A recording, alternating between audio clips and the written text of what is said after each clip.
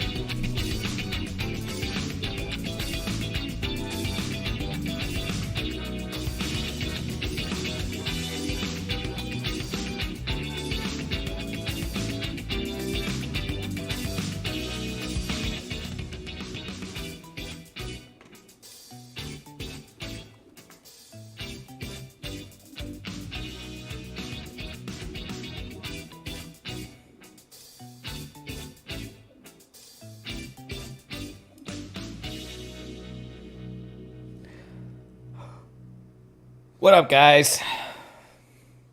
Let's do some thermal smashing. We're going to the Pyrenees today. A new location for me. Haven't done any flying here in the sim or in real life. And so I'm excited to check it out.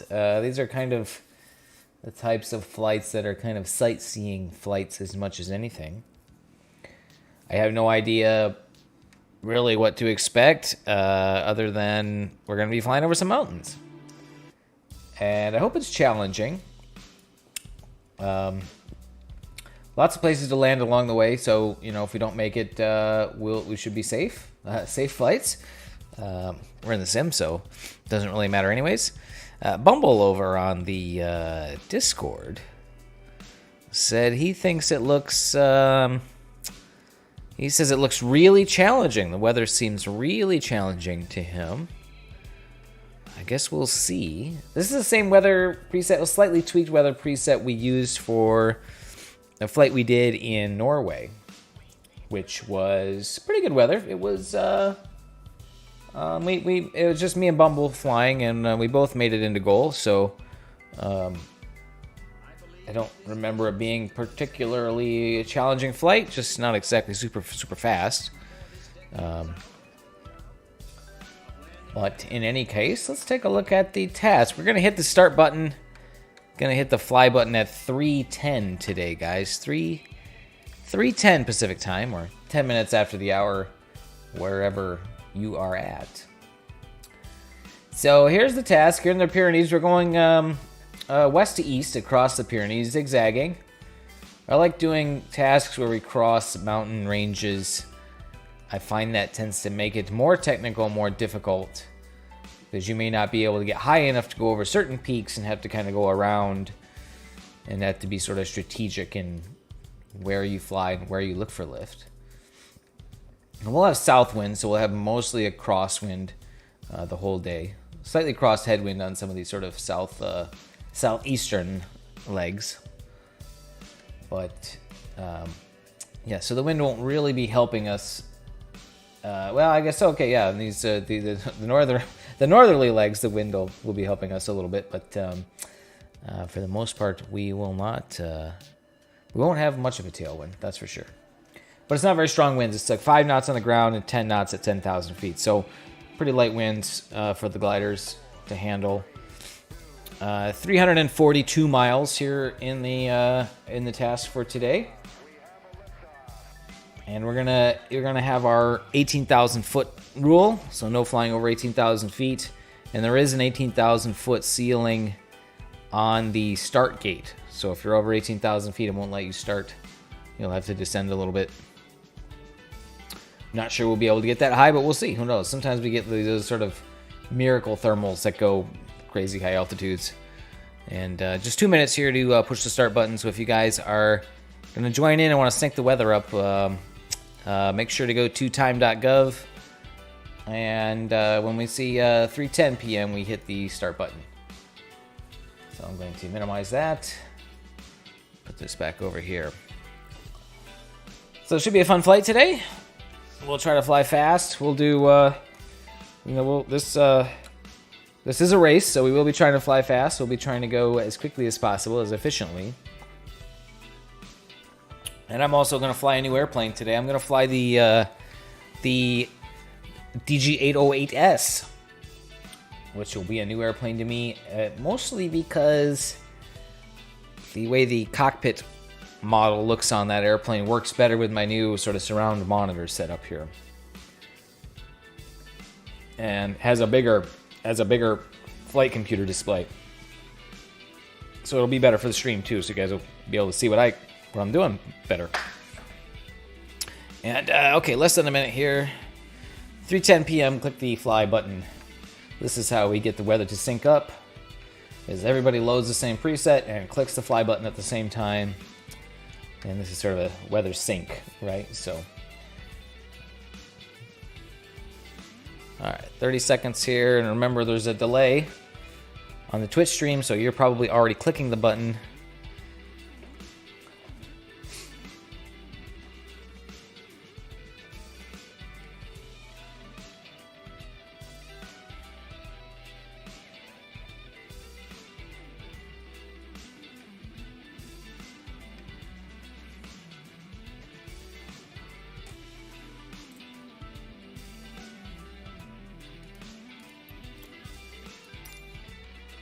All right, we are loading up.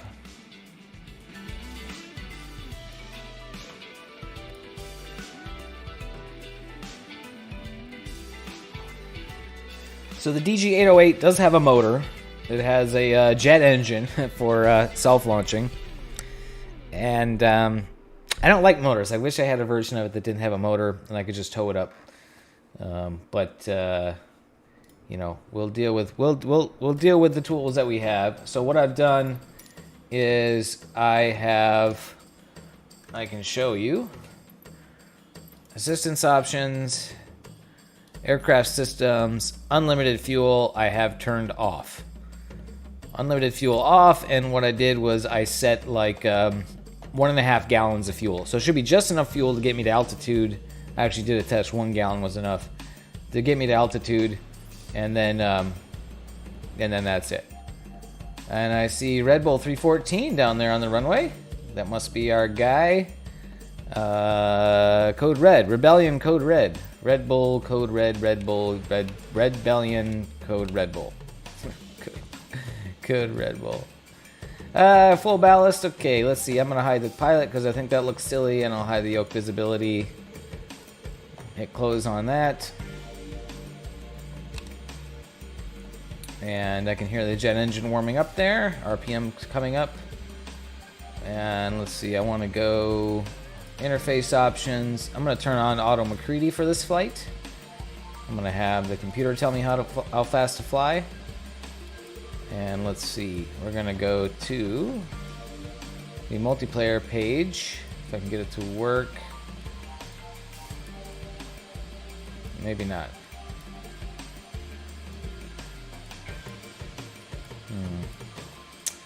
Yeah, this one doesn't seem to, this airplane doesn't seem to want to do that. It's harder to get this thing to like, yeah, that page works. Why can't I?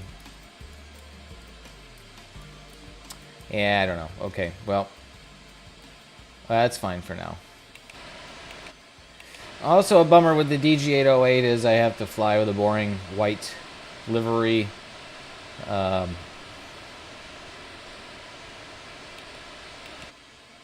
There is like a red livery in there, but it's like the British flag colors, and there's like a, yeah, and then there's one that says another red one, but it's like South African colors, and it's like, I don't really want that. I'll need to learn how to make custom liveries, and we'll get that going. Okay, so let's take a look. Let's make sure the task is loaded here. It is showing task on the on my flight computer here. And it shows it in the VFR map. I see Red Bull down there, 314. Bill Mays, what's up, brother? Thanks for joining us. We're just getting started here. Getting ready to go. I'll bring that music down a little bit. Not sure if that's too loud on the stream, but it's a little bit too loud in my ears. When I'm ready to start thermaling, I'm going to kill that. So we got some pretty nice looking clouds here, and let's see, are we ready to go? I think we're ready to go. Ready to take off. Just taking a look, everything looks good. All right, let's take off, let's go fly. So this airplane has a little jet engine. Look at that, and when I'm done with it, it'll fold away. Leo's in the DG808, let's go. Are you in here, Leo? Or you will be. Yeah, I'm switching to the DG808, mostly because of the display on this, the way it looks. You can see it on my screen right now. Much bigger task computer, flight computer, but it also just works better in my new surround display here. So, all right, full throttle. We're taking off. We'll see you guys in the air. Leo's about to join. All right.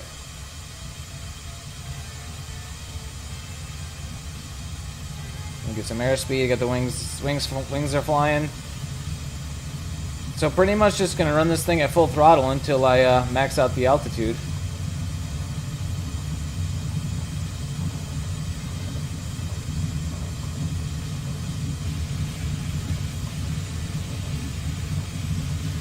And there's Red Bull in front of me, taking off. Awesome. Gears up. He appears to be winch launching due to his angle of attack there. I'll be up there in a minute. It does take a little bit. You don't get a massive climb rate out of this little jet engine.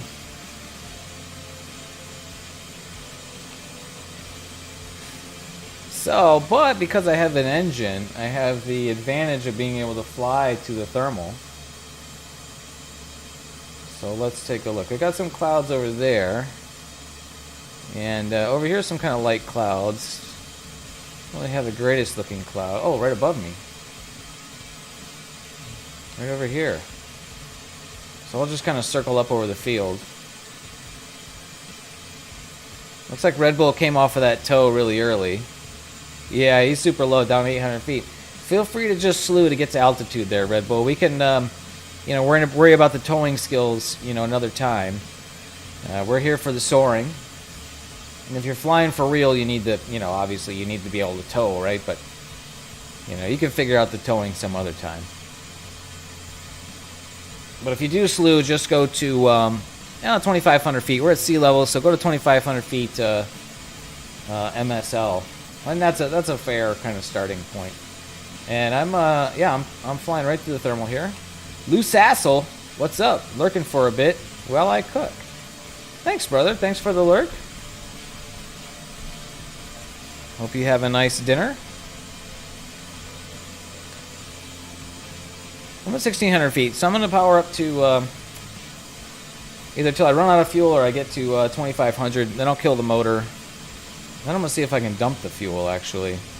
Because I don't want that, you know me and motors, right? I don't want that temptation to ever use the motor during the flight. Yellow Thai curry. Wow, that does sound pretty good. I'm getting a great climb here with the motor on and flying in this thermal. Already at 2,500 feet.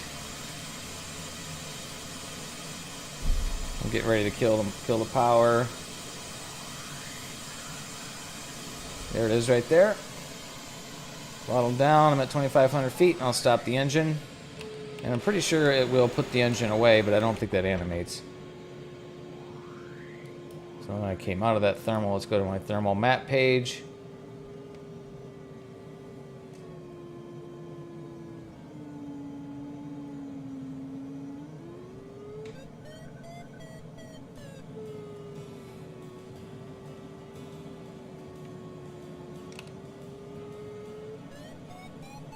There we go. There's a nice climb rate, about 7 knots or so. Whoop. We'll find it here.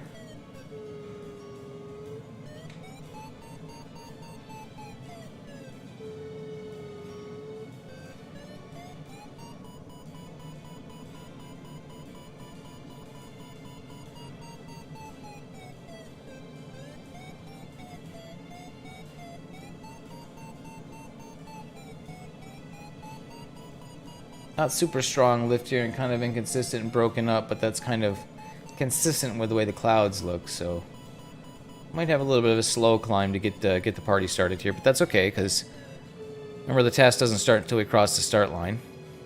Got Red Bull off on my left wing here. Looks like he's finding the same lift.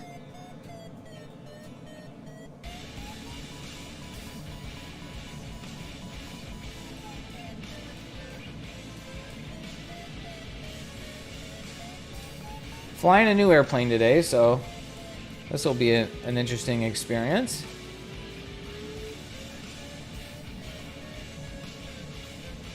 I definitely like the way the cockpit and instrument panel looks in the EG808 more than the Discus.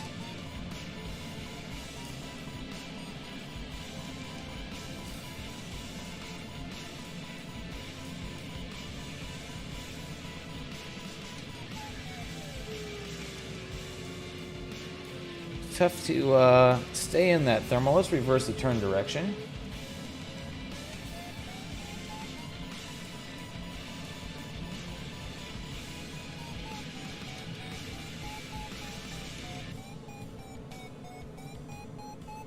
See if we can get connected with that core here.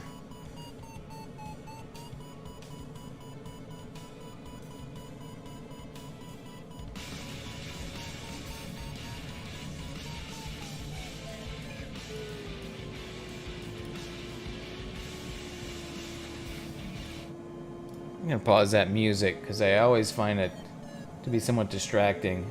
Need to be able to focus on the beeps from the instrument.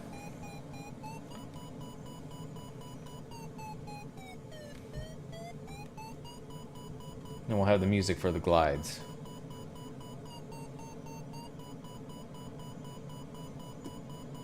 Alright, let's get linked up in there. Nope. In and out of it. Yeah, this could be a challenging day, guys.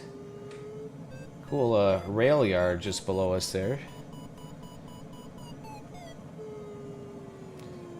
We've got Red Bull joining us here for the first time in the sim, which is awesome. He's just below me. He looks like he's doing about as good as I am, because he was about the same height relative to me earlier.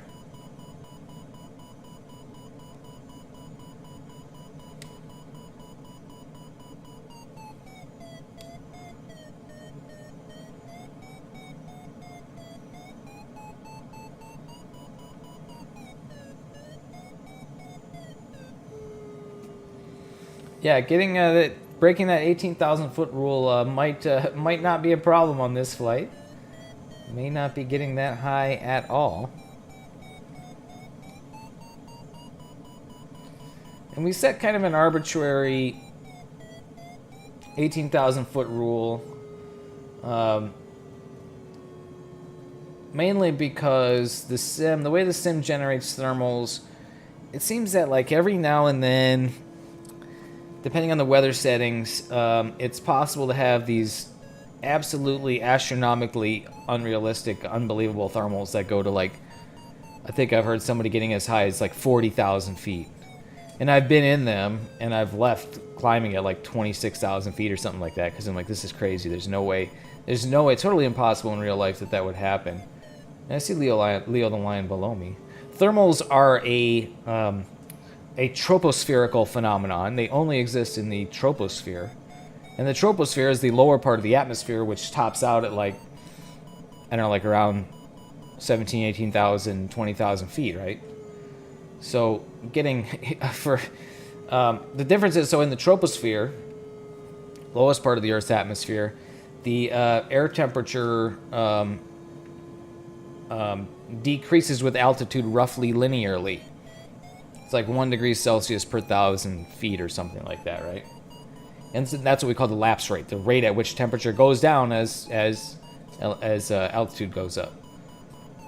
Well, once you get above the troposphere into the stratosphere, the next part of the atmosphere above, then the temperature is roughly constant for like, I don't know, like 30 or 40,000 feet or something like that, right? So warm air can't rise if it's not warm relative to the rest of the air around it. So if the air is all the same temperature, then that warm air won't rise. So whatever's going on with the way the sim is generating thermals, you know, I don't know if it's a bug, you know, if it's just something that the developers didn't account for. In any case, so we set a maximum altitude limit, and the reason we chose 18,000 is that is the bottom of the Class Alpha airspace in the U.S. at least, and I suspect probably most other countries would be a similar around there at least. And you cannot fly in Class Alpha airspace without clearance. So typically recreational aircraft like gliders would not be allowed clearance into the Class Alpha airspace. There are certain parts of the country in the U.S. where they have special waivers that they can request and get.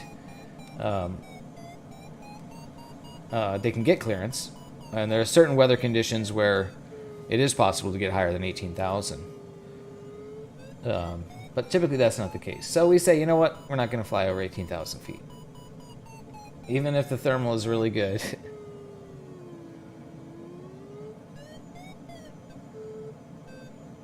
I'm adjusting my turn radius a little bit to try to get connected here better with the lift.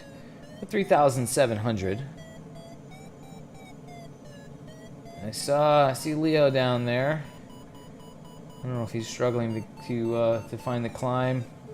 I think we just don't have a really good cloud here in the start circle, guys.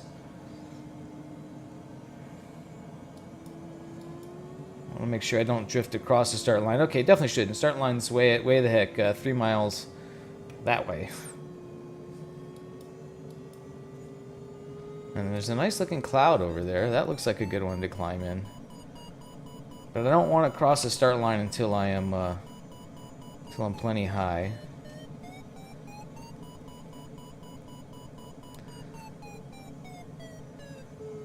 So for Red Bull, who is joining us for the first time, we may have a bit of a challenging day on our hands. I hope you enjoy a challenge.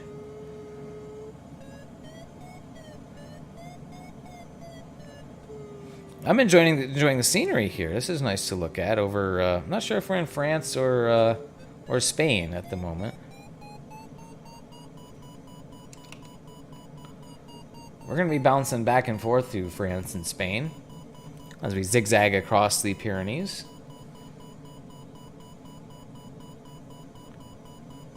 There's a decent climb, right? There we go. Come on, let's get a full 360 in that climb. There is lift here, guys, so if you're having trouble getting up, just stick with it.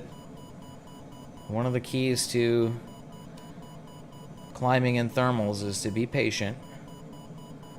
You may not find it right away. You may not find the good part of the climb right away, but take what climb you can get to stay airborne and at least to maintain your altitude.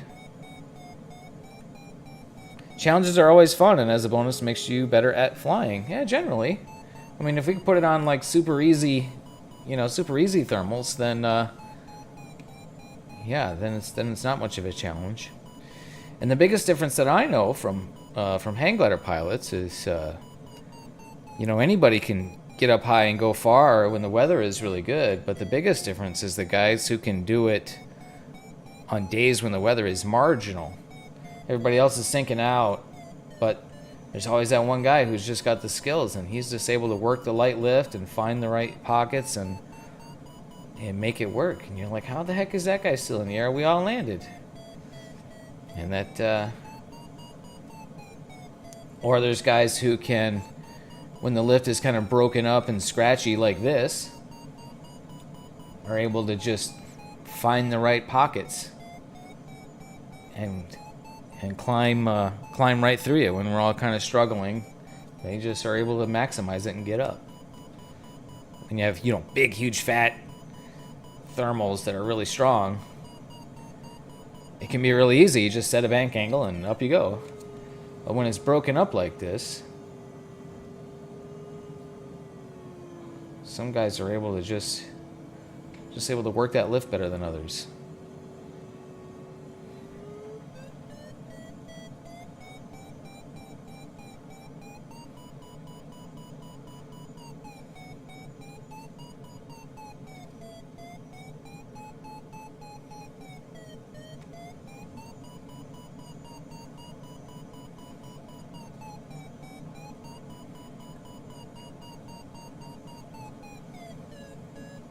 Just crossed 4,500 feet here. So quite a contrast to the last flag I've been doing, where we were just going up at 12, 14 knots a lift and getting to 18,000 feet in no time.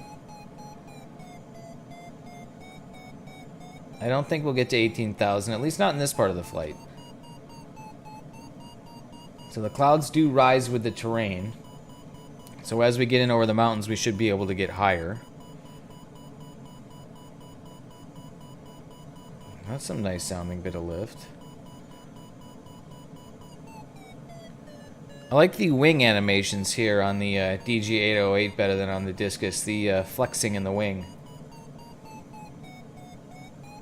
In the Discus, it was almost, you couldn't really see it. It wasn't very obvious that the wing was flexing, so here you can see quite a bit of flex in the wing.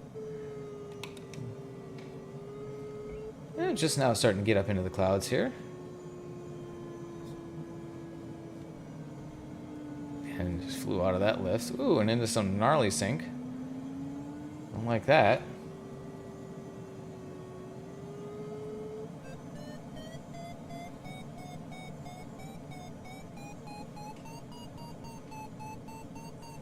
back into that lift here.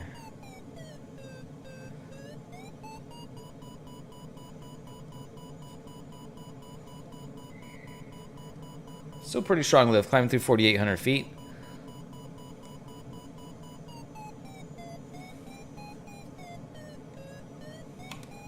Yeah, one of the problems I'm going to have on today's slide is I'm not going to know if I'm in France or Spain. I think this is Spain. I can't remember.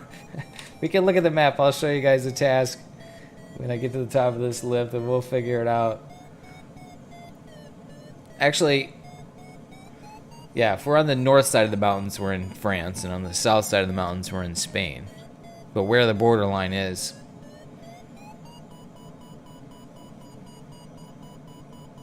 you know, I don't really know.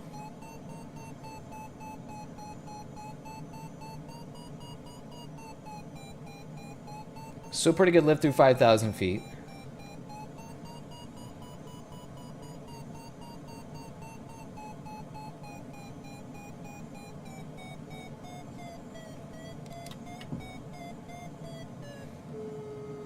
One of the things that this glider has flaps.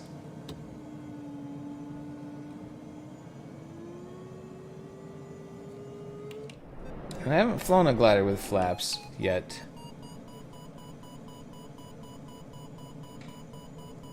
I'm thinking for thermaling, I want to put these flaps down.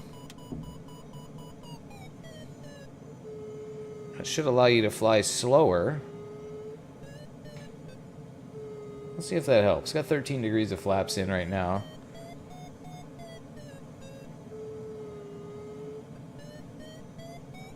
I've been flying a little fast in the thermal.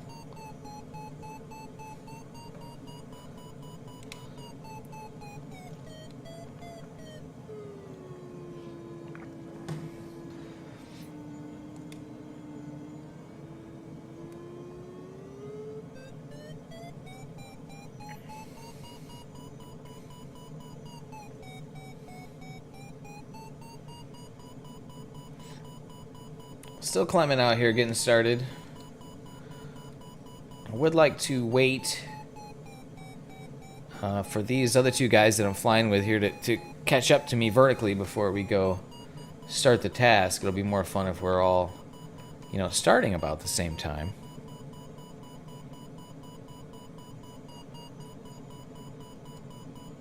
And yeah, I think those flaps do help me sort of fly slower here.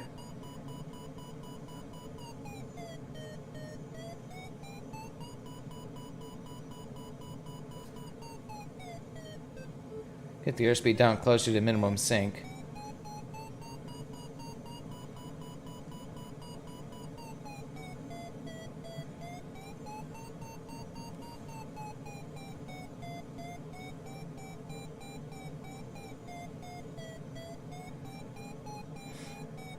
Which would be the airspeed you want to fly to maximize your climb in the thermal. You actually need to fly a little bit faster than minimum sync, depending on your bank angle. If you're flying straight and level, your minimum sync airspeed is the airspeed in which you, well, your sync rate is the lowest. But when you're in a bank angle, that minimum sync airspeed increases because your lift vector, instead of pointing straight up, is pointing to the side, so you get less straight up lift fighting gravity, right? So you actually need to fly a little bit faster in a turn than minimum sync to be at minimum sync. And what that airspeed is depends on your bank angle, and there's some kind of rule of thumb calculations that I don't know off the top of my head. I could look it up and let you know, but I think basically it's this yellow triangle on the airspeed indicator right here. The minimum sync airspeed is going to be somewhere around like 50 knots. So that would make sense. So it was sort of like 57 knots in a bank. 57 knots in like probably a 30-degree bank angle is probably about. So now as I turn, I'll want to speed up.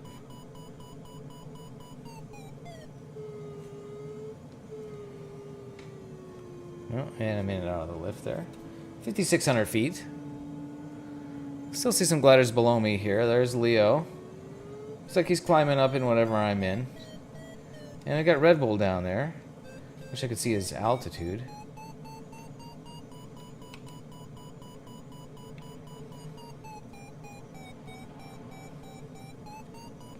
So I'm in no hurry here. I want to let these guys get to my altitude, and then hopefully we can kind of all cross the start line about the same time.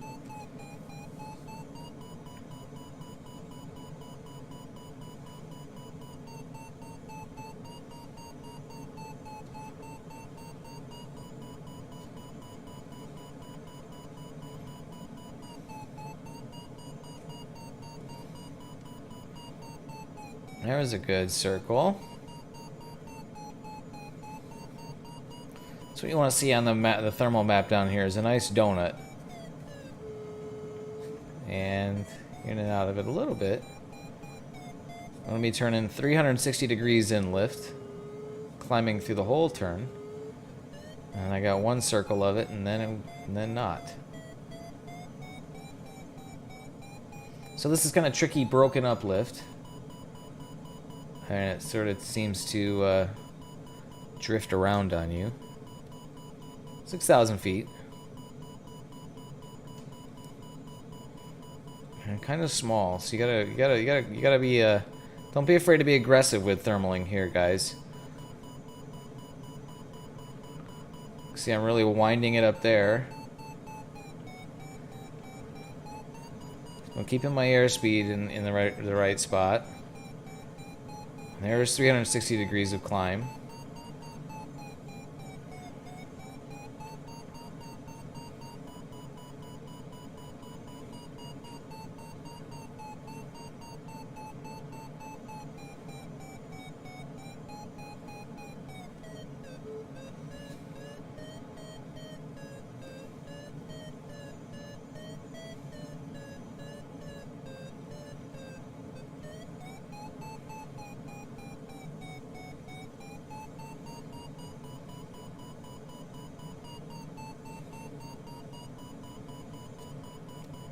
Yeah, thermals seem pretty small today, guys. Don't be afraid to bank it up and get aggressive with it.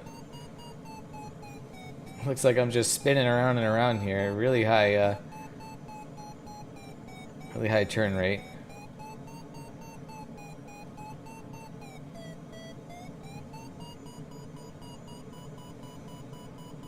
There's a tendency when thermaling to want to be really gentle and smooth. And some days that's a good strategy, but not always. Sometimes you gotta be really aggressive.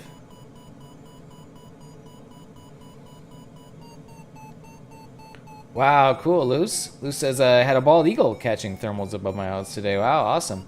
I've thermaled with a bald eagle one time when I was flying in Florida. He was turning really tight turns. Yeah, the soaring birds of prey, eagles and hawks, seem to be the best at thermaling. Or at least they seem to really just like to just turn and turn and turn.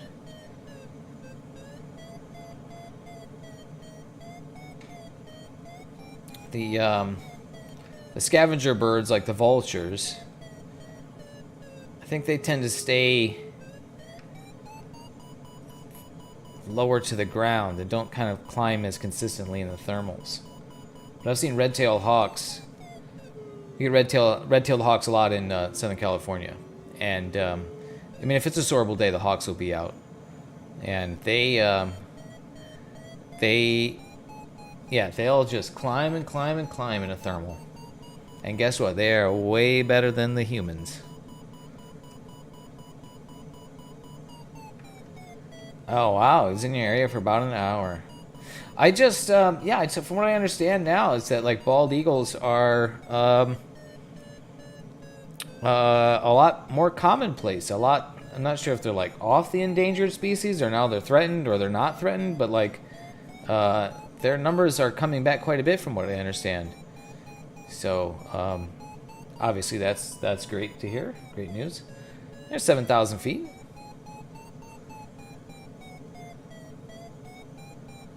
Wildlife conservation efforts seem to be paying off in that department.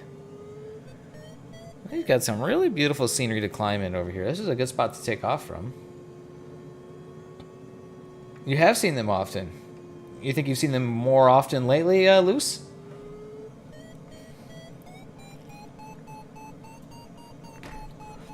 I've never seen a bald eagle in California, for the record. I don't know if they just don't. Oh, you know what? That's not true. There was a couple of years ago. There was nesting bald eagles on one of the mountain roads that I frequently go to ride and train on. This is a couple years ago now, but you'd ride by this one spot, and there was like a whole bunch of photographers on the side of the road. And you're like, what are these dudes taking pictures of? And yeah, there was some nesting bald eagles. There was, yeah. So I have seen bald eagles in California. Yeah, either that or you pay attention more. Yeah, right. Yeah, it's kind of a chicken and an egg problem, right? It's like you notice them more because they're there? You pay attention more because they're there? Or are they there?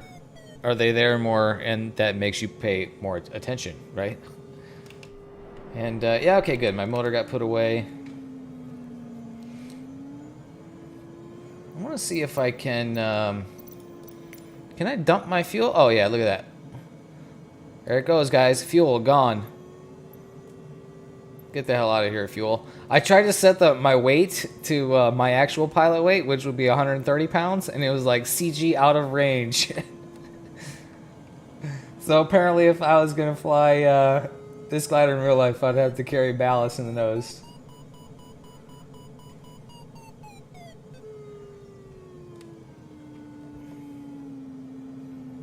Woo! That was a bad turn. In and out of the lift, but I'm still waiting for these guys. How you guys doing down there? Red Bull and Leo, looks like you guys are right next to each other. You guys climbing together? Helping each other find the lift? See Leo at 2200.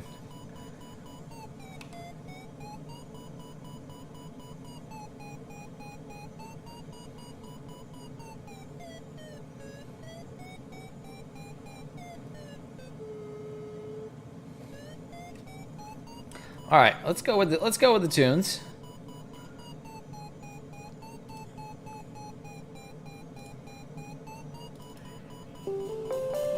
Look at the snarky puppy going for you guys. Can't seem to break 2,500 feet. It's there.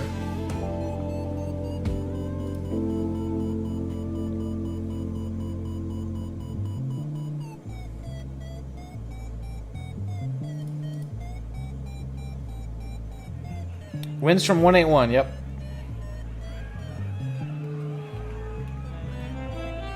I'm up here 7,400.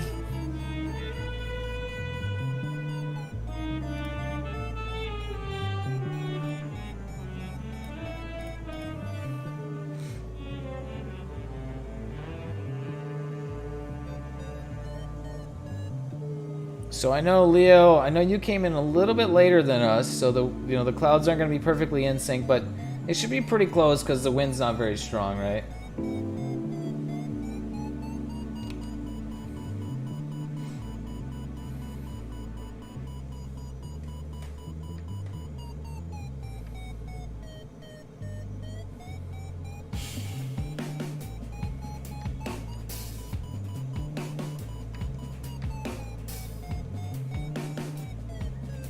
That's 7,600 feet.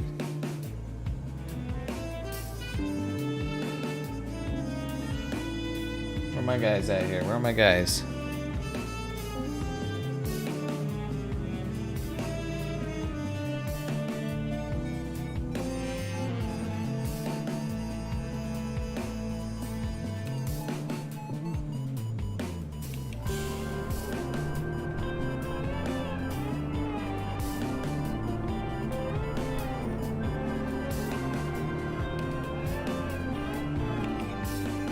You guys are like way out over the water. Sergeant Ticklefight, what's up, brother?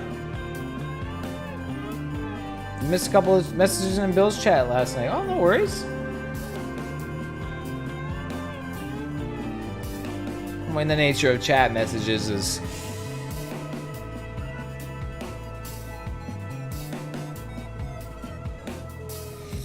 Damn, I'd throw you guys down the ladder if I could.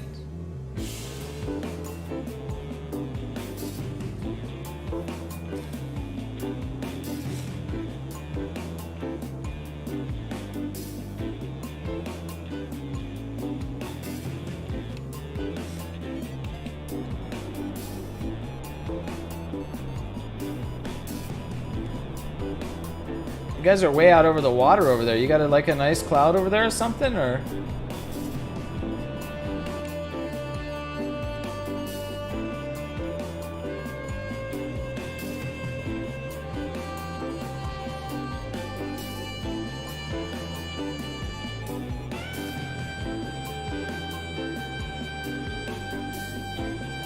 You got a big cloud you're gonna check out, alright.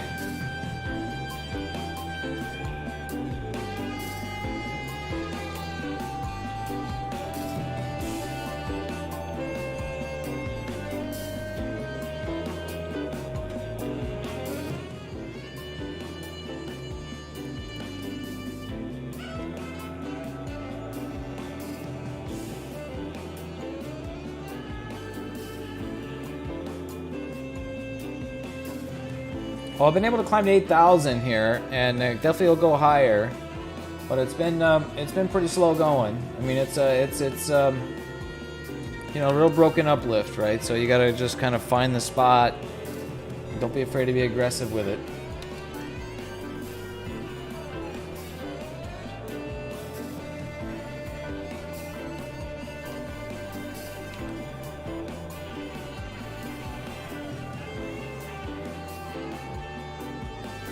I'm gonna go get upwind of this big dark cloud in front of me here. Let's see if we can find some stronger lift.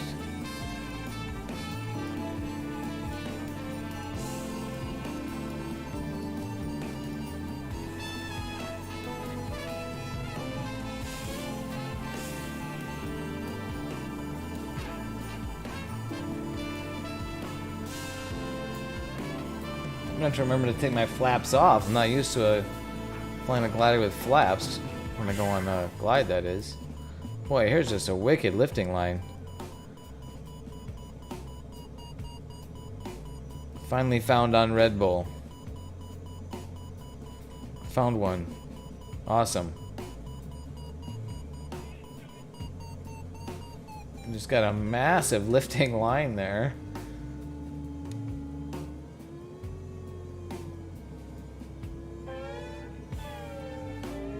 I just kind of want. I could go start the task here, but I want to wait for these guys to climb. Hopefully they can get up to me. It'd be more fun if we can all start the task kind of about the same spot, same time. Destination airport. Yeah, let's bring the task up actually, since while we're waiting for these guys. 1 second. Oh, flaps go negative on this airplane. That is weird. You can go up and down flaps? Hang on a sec there, Tickle Fight. We'll get it up here. Destination airport is Aeroclub L'Estatit. I don't know.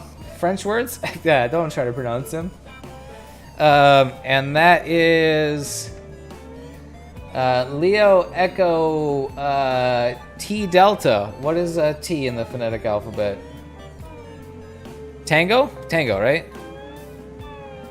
Oh, sorry, Lima. Lima Echo Tango Delta. Lima Echo Tango Delta. We're getting better at the phonetic alphabet.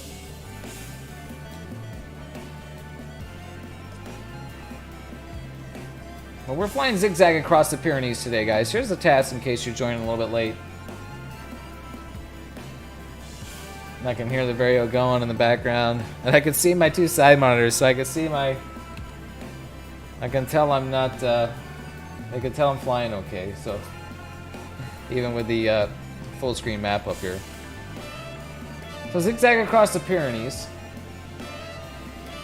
342 mile task. I'm at 8,800 feet. Where are my guys over here? Looks like they're climbing. I'll go over the top of them.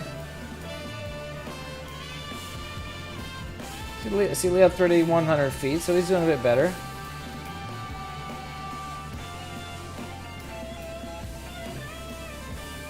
Got the snarky puppy on in the background.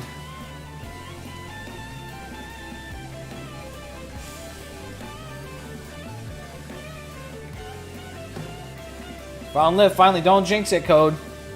Don't jinx it, Red Bull. Rebellion Code Red Bull. Always when you're like, oh, I got a great thermal, then it, gone.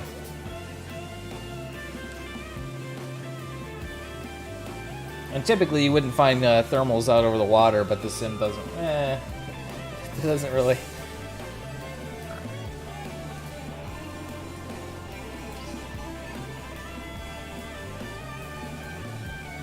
Also, climbing up above the clouds like this is not something we would see in real life, but.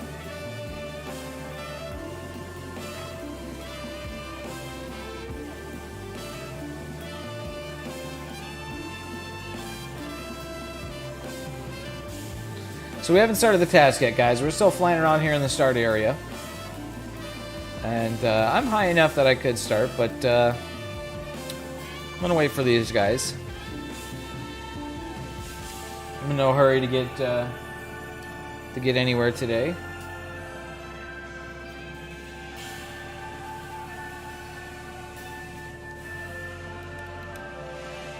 It's more fun if we fly together.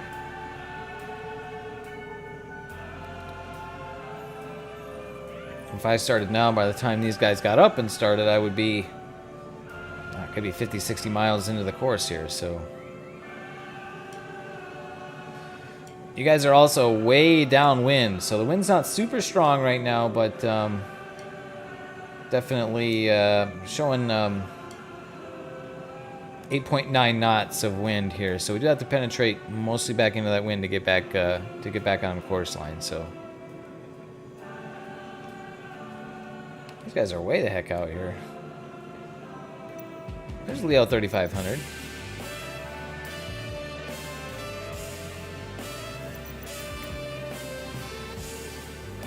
Somebody in behind us there. Is that Tickle Fight that just came in?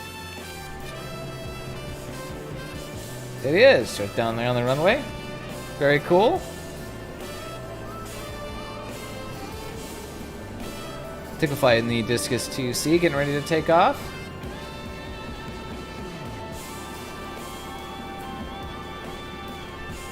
That DG-808's a pretty nice looking airplane, I gotta say. I need something other than that white livery. Especially because in the sunlight it just gets blown out. I gotta learn how to make custom liveries.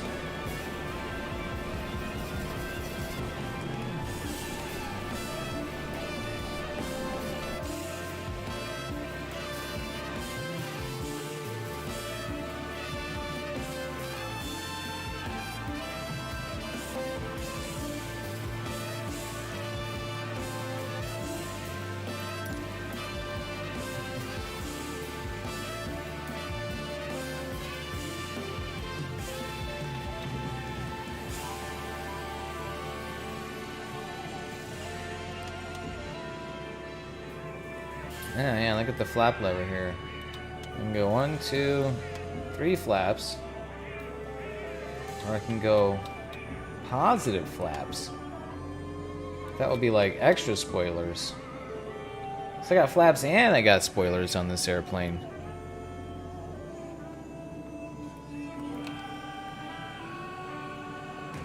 Could really get this thing out of the air in a hurry if you needed to with that.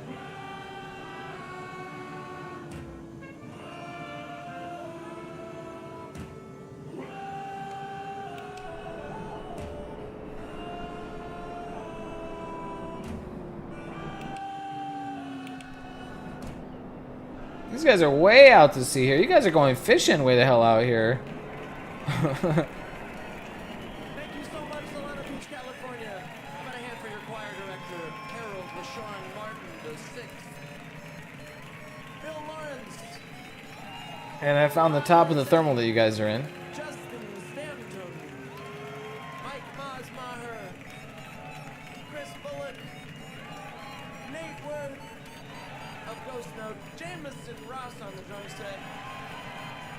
Mikey behind the soundboard. Francis Clegg on the lights. We're Snarky Puppy. Michael Lee, thank you so much for being here. 7,700 feet. From way out here, guys, you're going to have to thermal again by the time we get back to the start line.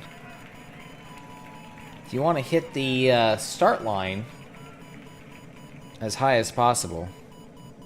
No, Leo's game crashed. Come on. Can I get an F in the chat for Leo's computer stability?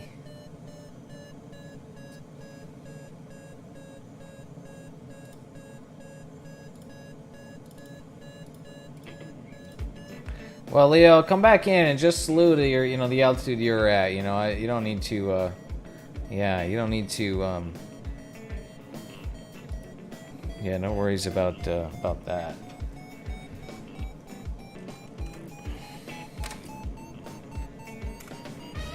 I just kind of recently learned what press F in chat, was like that meme. I learned what that was about, and I gotta say I like it.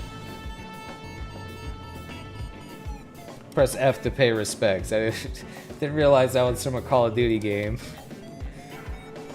Like a silly cutscene kind of thing.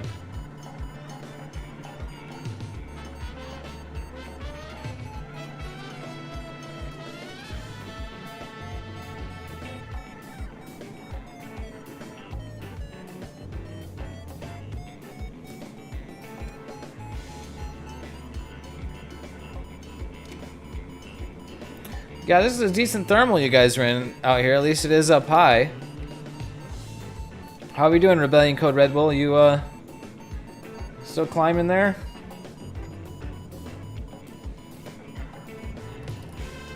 Let's get some of that cloud suck in the chat.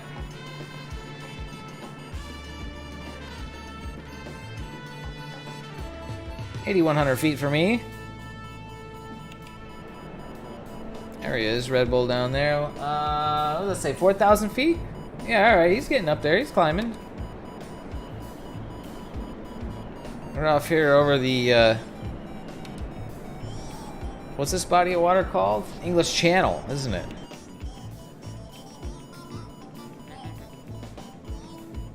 Now the thermal is quite small. Right. Well, stick with it as best as you can, because where I'm at, it gets pretty good again. I mean, I'm up here at 8,200 feet and still climbing. And just as I said that, it starts to go away. I'm going to try a different cloud. One of the rules is don't leave lift to find lift. You might, if you start to lose it, just kind of change your bank angle. Maybe switch from left turns to right turns. Or right turns to left turns. But oftentimes the thermal can break up and kind of drift around, So, if you're gonna try a different cloud, I would recommend going, back towards the land a little bit. You don't want to. We're just drifting downwind here. We don't want to get too far away from the start line, right?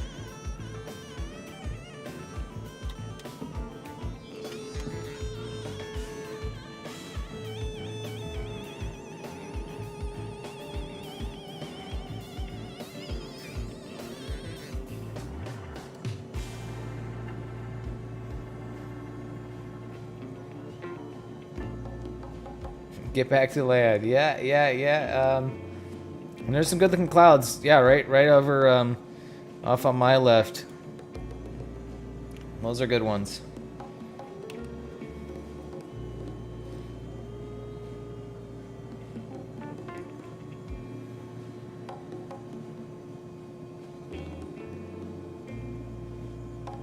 You also don't have all day to get started, because it's already 1 p.m., so we started like an hour ago. And, once the sun goes down, you're going to lose the lift, so.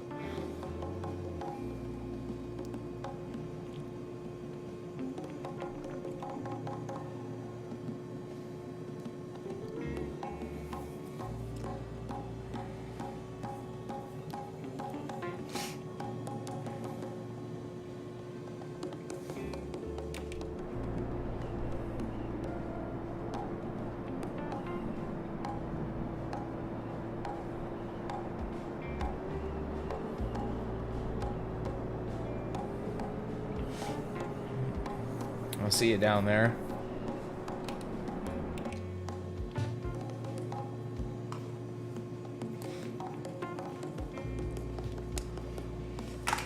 If you want to do that, Rebellion Code Red Bull, if you want to just slew up to me, then that's cool. Because yeah, I do think I want to go start this task because it's already 4 p.m. Local time, my actual real world time, and so I want to get her going. Sharky Official, welcome in. San Sebastian looks stunning. It does, doesn't it?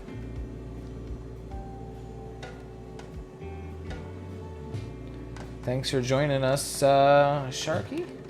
Yeah, I'm digging San Sebastian. That sounds like a Spanish name, so I'm gonna guess we're in Spain here. I think we're starting in Spain, ending in France. I don't really know where the border line is here. Yeah, I think the border is the dotted line. No, I don't know.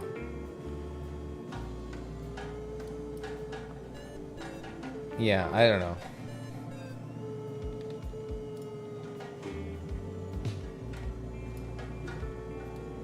Oh, is that the border right there?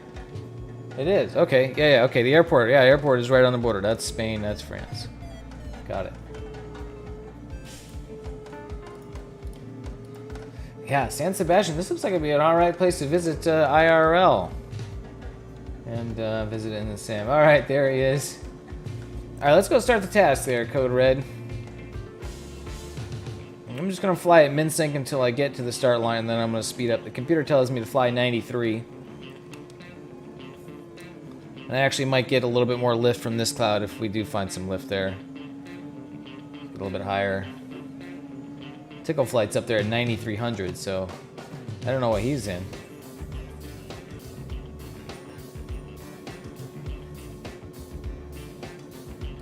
Now we get this song that just shreds.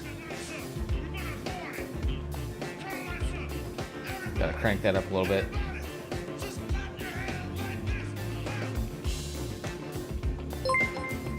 There's a new follower. Welcome, Nick. 1818 Tuger. What's up, brother? Thanks for joining us today. I'm Dave. We pretty much fly gliders on this channel is what we do. And today we're flying a pretty epic task over the Pyrenees. Destination airport. Let's take a look here, Sharky. So we're going zigzag across the Pyrenees. Whoops, didn't mean to do that. Zigzag across the Pyrenees and the... Don't say his name.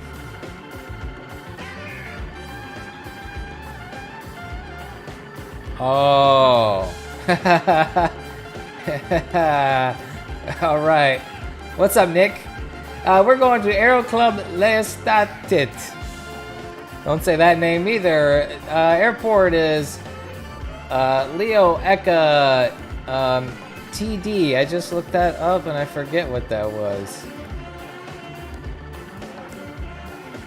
Leo Echo Tango Delta. Yes, of course. Leo Echo Tango Delta is the destination airport.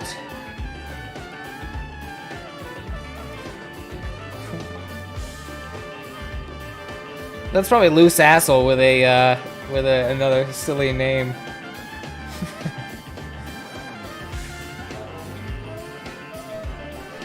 You have to fly to Echo Delta Romeo. Trying to learn my phonetic alphabet.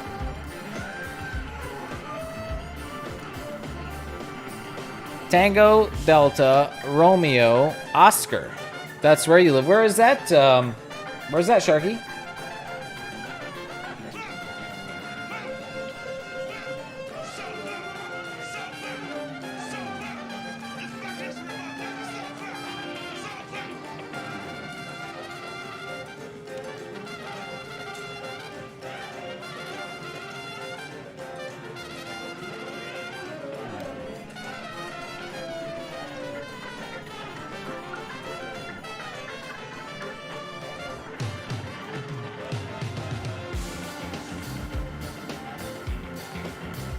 Southwest of Germany and France border. Oh yeah, I'm sure there's some good flying there.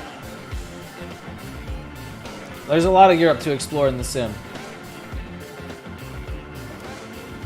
Kind of playing with this cloud here to see if I can get some more lift, but not really finding it. I think I might just go start the task here. We'll just say screw it.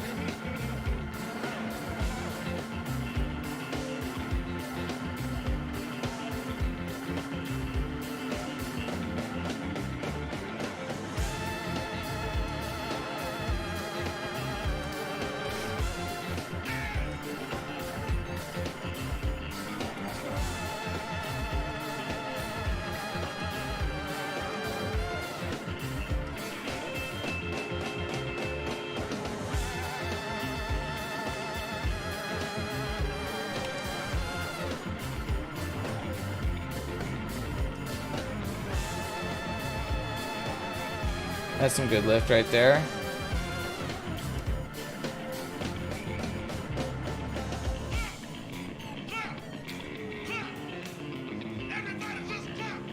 So we can get back in that there.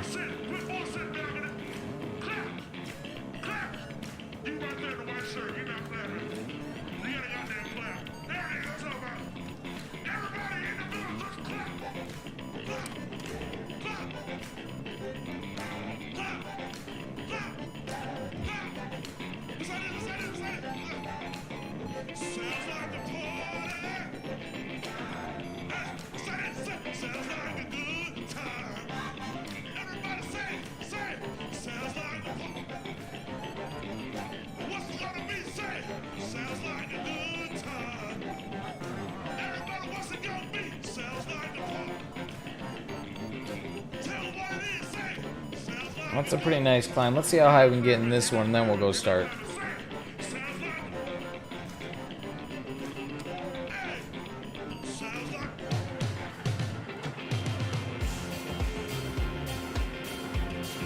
You can fly the Vogers. I think I've heard that term, that name before. I'm sure I'm not pronouncing it right. Vogers or Voskers, Voges. Maybe along the River Rhine, yeah. You don't know how the thermals are. Well, in the sim, we can make the thermals however we want. So, you know, we can do soaring tasks in areas of the world that would normally have no soaring weather.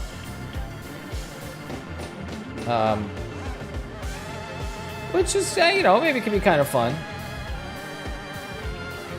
It's cool for exploring areas, you know, and doing flights that are just totally not realistic, but it will be fun to do anyways, so.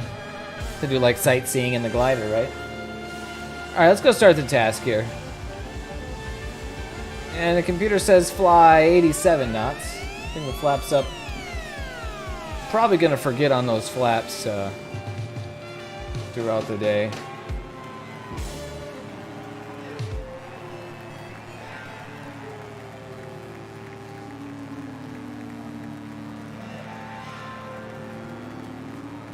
Now, where are you at, Red Bull? Are we starting the task? Are you with me? Or did you already start?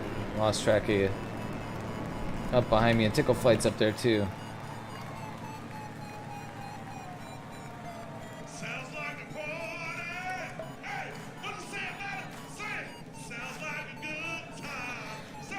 Sharky official, if there's mountains in the area, then it will be soarable in real life in one way or another.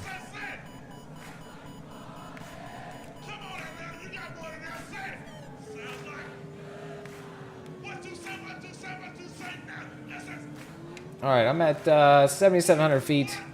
There may be some more altitude to get, but I want to get this task, get this show on the road. It's amazing how far the flight sim has come, yeah. Yeah, it is, isn't it? There's, coming up on my left there is, looks like Red Bull. That is awesome.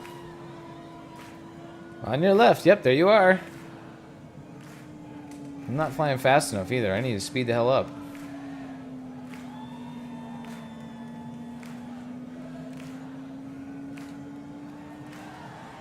Oh, there's a glider airfield. Yeah, oh yeah, definitely. It's not mountains, it's big hills. Yeah. Yep.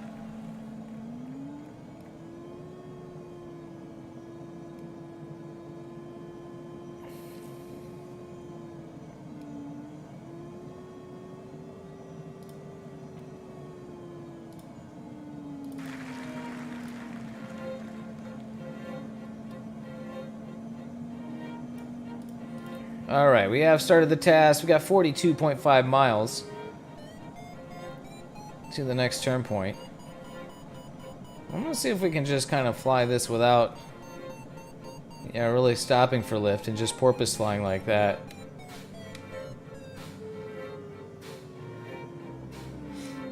And it is telling me I'm gonna arrive plus 124 feet AGL, which is not much margin.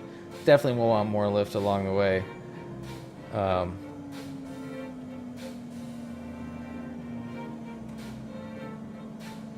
Computer says fly 87, so we will listen to the computer. I'm gonna get this airplane trimmed out here, go 87.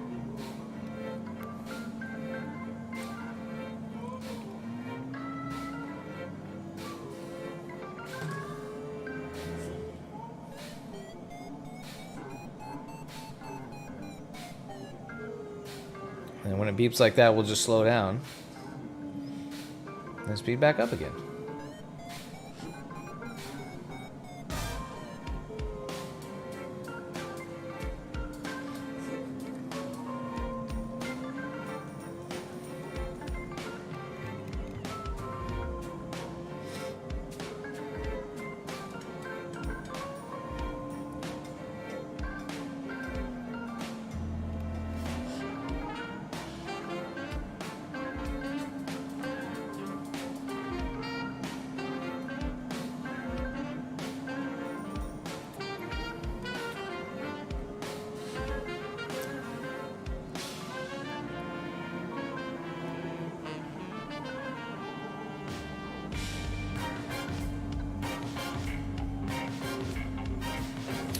Yeah, I have a headwind. Slight cross headwind here. We're to the southwest. We've got like a south wind, not super strong. We got like a 10 knots of wind at 10,000 feet.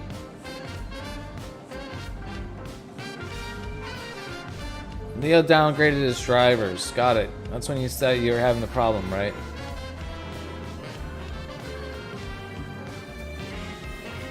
I don't see an obvious really good cloud along here course line. This one's looking pretty good. Let's just stay on the course line until I get past these light fluffy ones and see what we get. Red Bull's right along here with me. Keeps flying the LS8.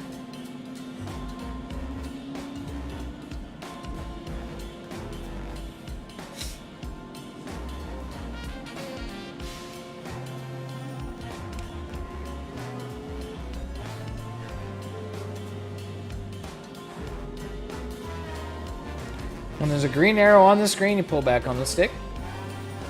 When there's a red arrow screen on the screen, push down on the stick.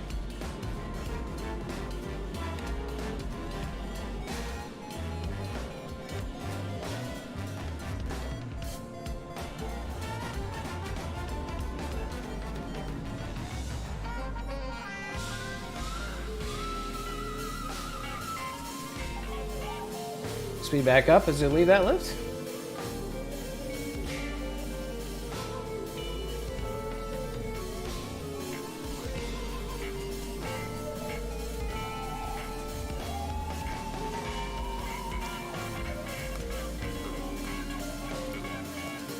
Leo, you might also try,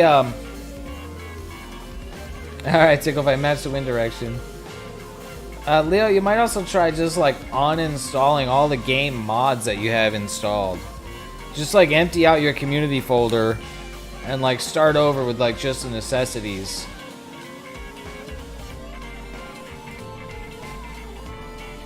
Oh, that's a strong climb right there.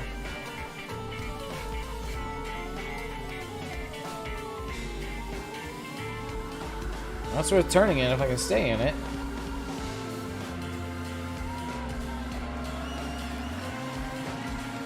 Let me turn back and get in there. So it just turned at least 180 degrees and full on sync, so.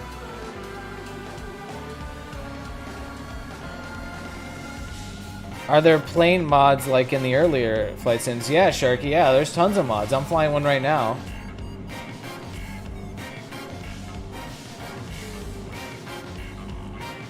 Alright, this lift sucks. That baited me into it. I need to get out of here.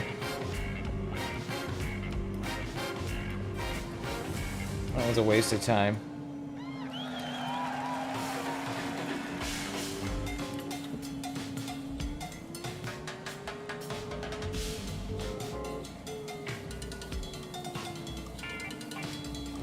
Yeah, Sharky, there's an F-18 in the sim by default. That's not a mod, but there's also lots of add-on airplanes, fighter jets. I mean, there's tons of yeah, basically all the fighter jets are in here. I've seen F-35s, F-22s, F-14s.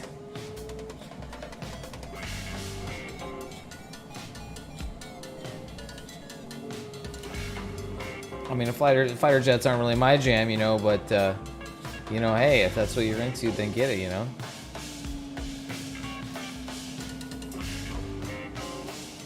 F-16. Yeah, I've seen F-16s. Yeah, guys flying around in the F-16s. I shouldn't get so far down there. That's...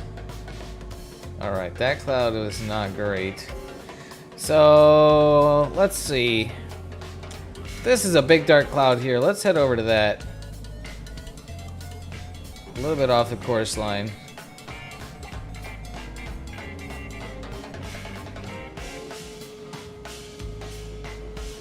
But I got a big blue hole after this cloud. There is not a lot up here.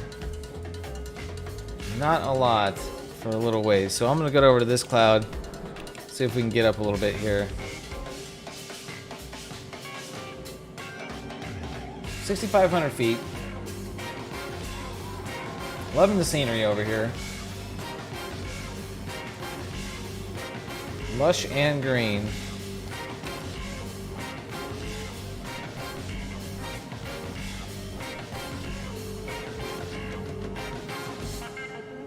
Scott by Scott. Yeah, come on in.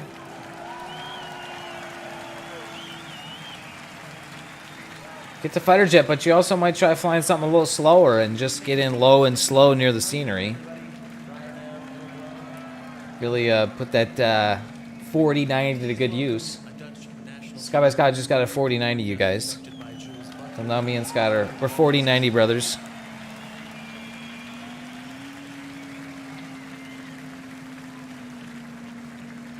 Yeah, we're just scratching the surface of the Pyrenees too. We are just in the just getting into it here. Pleasure always to be in this incredible festival. You already know because you're here and you've seen the lineup every year how special this place really is. For this year.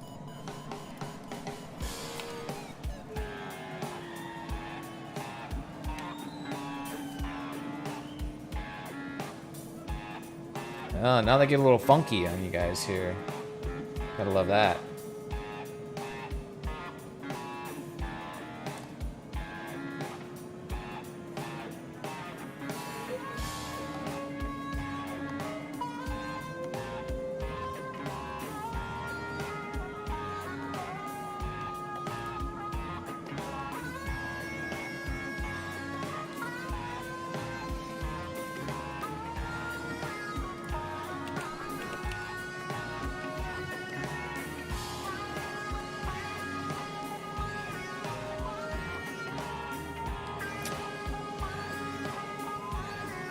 Getting a lot of sink and I don't know where it's coming from. Well, yep, that is life, isn't it? Yeah, sink. You know, if some air goes up, then some air is going to be coming down too. And so if you're getting lift, you're going to be getting sink out there as well. So, yep, consistent minus 600 feet per minute. That is how it goes sometimes.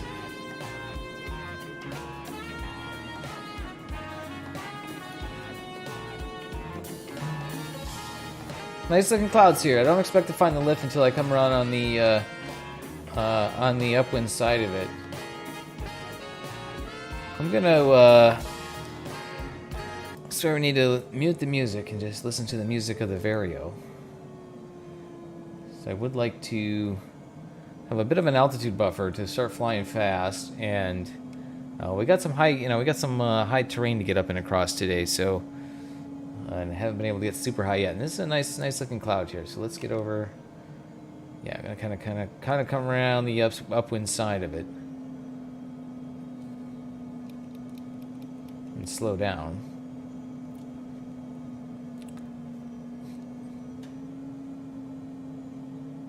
We're out here flying in the Pyrenees today, guys, trying to go coast to coast and zigzag across them to get a full kind of sightseeing tour. So far, pretty beautiful terrain. Really loving it. We're going back and forth from Spain and to France, back into Spain, back into France. A little bit of beeping there. Kind of in a search. There we go. There's some flaps. That's some nice sounding lift. 5,800 feet. Wasn't a very big area, but let's see if we can work that. It was about the strength of climb that we've been seeing today, so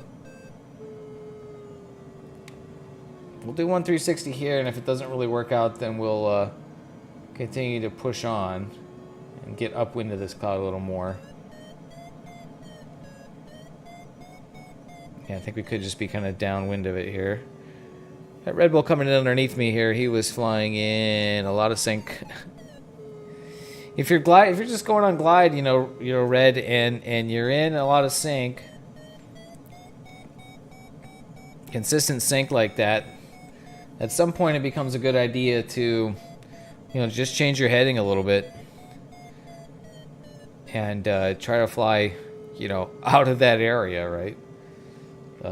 Also, fly faster. General rule of thumb is fly fast in sync and slow in lift. You want to minimize the amount of time you spend in that sinking air. And you might think, that seems counterintuitive. You might think, you know, if I fly faster, that means I'm going to sink more. And that is true. That will increase your sink rate more. However, you want to, like right here, I should be flying fast. You want to minimize the amount of time you spend in that sinking air. That was some pretty big sink, so I'm hoping I'll find lift on the other side of it as I come around the upwind side of this cloud. Well, there was lift back there downwind a bit.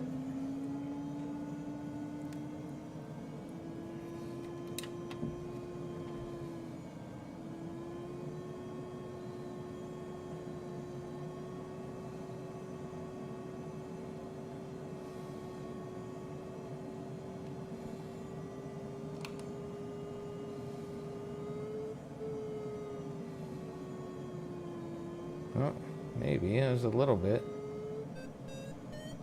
There we go. Oh.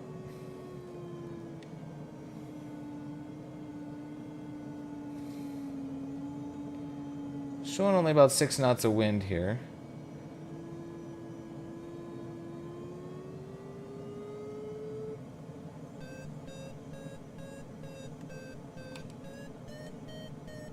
Upwind of the cloud. 5,600 feet.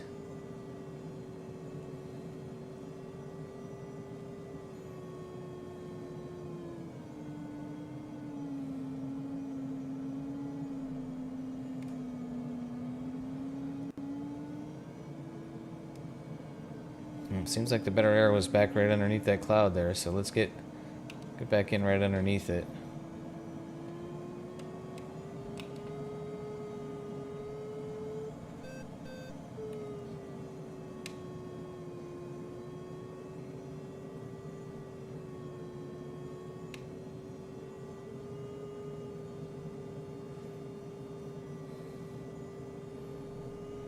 Oh yeah, it's tricky out here today, guys. These are not, gonna be nothing for free today, as we say.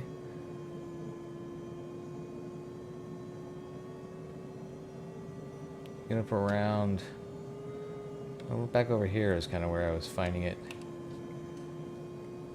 Yeah, work what you get.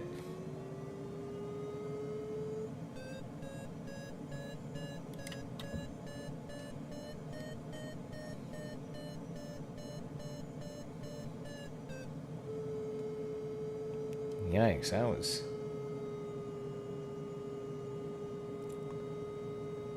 not impressive.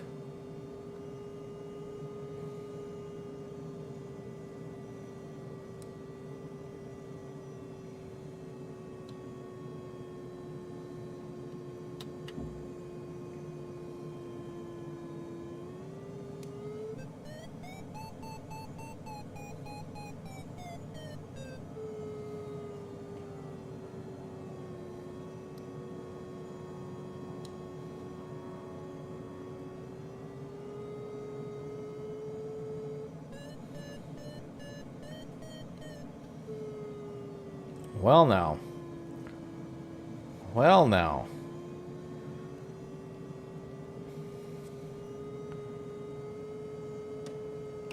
It's a pretty good looking cloud. I would expect to find some... I would expect to find a climb here.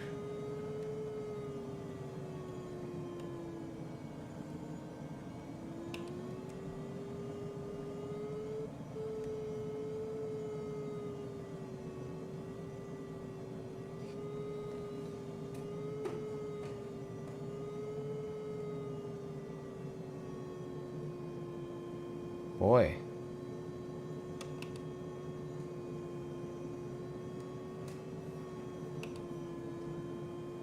Might have, should have just kept on going. Instead of stopping here. The trees are getting bigger. I don't like it. Yeah, I feel you. I feel you.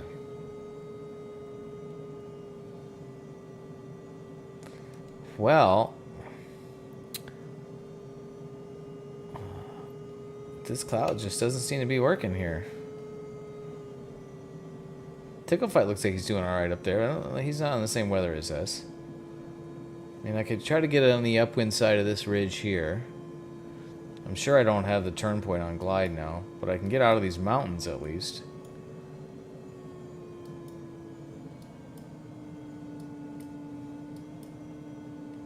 Yeah, definitely in a worse position than when I was. Wait, there was lift there that I flew through, and now I'm not finding it.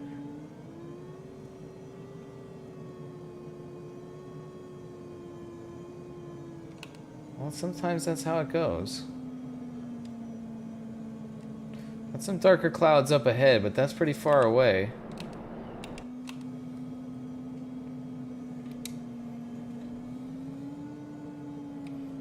Now I'm just flying around and sink and sink and sink and sink.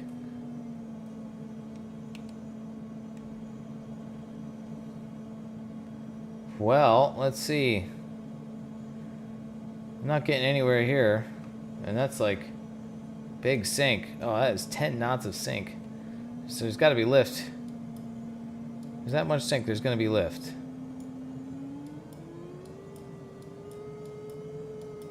Come on, thing.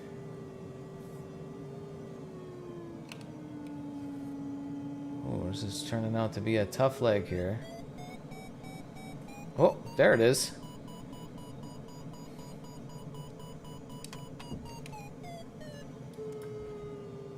Oh, I didn't mean to do that. Damn it. I'll get back in that lift.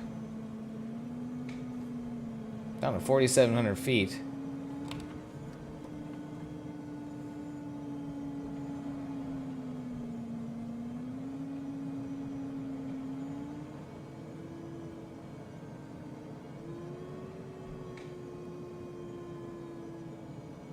Sergeant Ticklefly, ridge lift there, but you need to get over the hill first. I'm only showing about 6 knots of wind, so I wouldn't expect to find considerable ridge lift there. Yeah, Code Red, you may be stuck in the valley. You're gonna have to dig yourself out of there, as we say. Okay, there's strong lift here. I just gotta work it. 4,800 feet, get back in there. Whoa, and I stalled and rolled it over. That is, that's a dangerous situation. Don't do that. Oh, that cost me about 300 feet.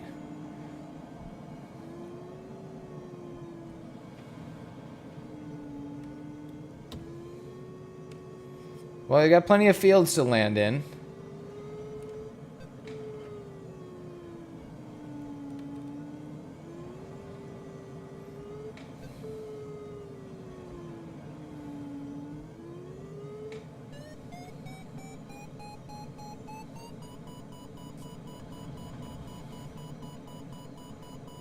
Okay, that's pretty strong lift. Just gotta stay with it here. Here we go, 4,800 feet. There we go. See, I changed my turn direction, and I was able to connect at least for that part of the turn. Stay with it here. There we go. Tickle Fight says he found a nice bowl in the terrain facing the wind. You're not flying with our weather preset, though, are you, Tickle? Because down at that altitude, I only have 6 knots of wind, which would not be enough to produce ridge lift. I don't know if the sim does, but in real life, that would definitely not be enough. I wouldn't expect. I mean, I might search there to find like some buoyant air to try to, you know, maintain. I would expect that to maybe kick off thermals, but would not expect to find ridge lift with that amount of wind.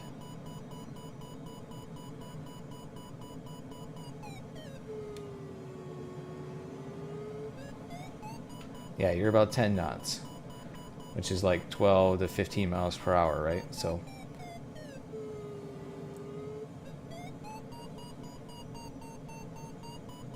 I've got the weather preset I have has 2 wind layers. Ground level wind is 5 knots from the south. Wind at 10,000 feet is 10 knots from the south. Those flaps all the way down. 5,600 feet. So this thermal is here, and it's going up. It's a little tricky to work, but that's the way it's been all day today.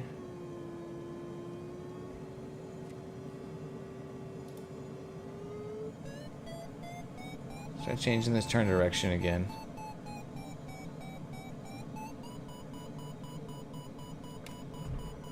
There it is, there it is. But I got really slow there. Not ideal. 5,800 feet. Come on, stay with it now. Stay with it. I'm gonna be too fast, but that's okay. There we go. 7 knots.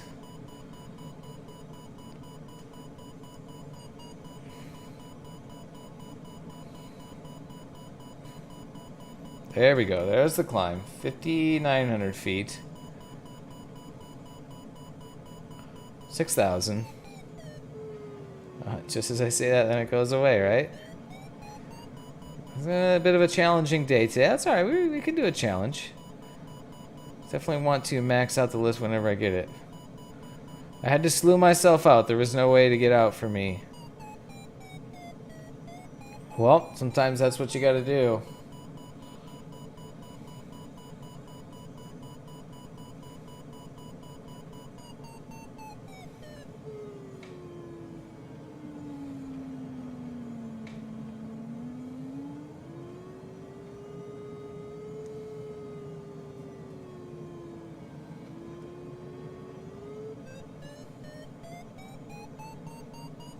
Fortunately, in the simulator, you can always do that.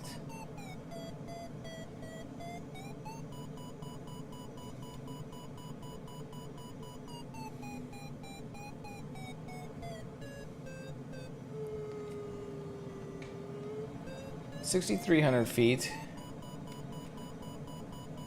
Getting some very annoying, like, stutters. I don't know if you guys are seeing that in the stream or not, but it's really, it's like I'm dropping frames every so often here.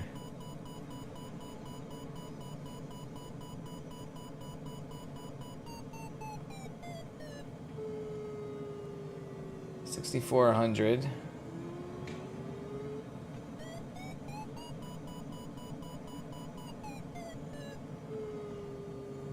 Sparky Pilot 86, what's up?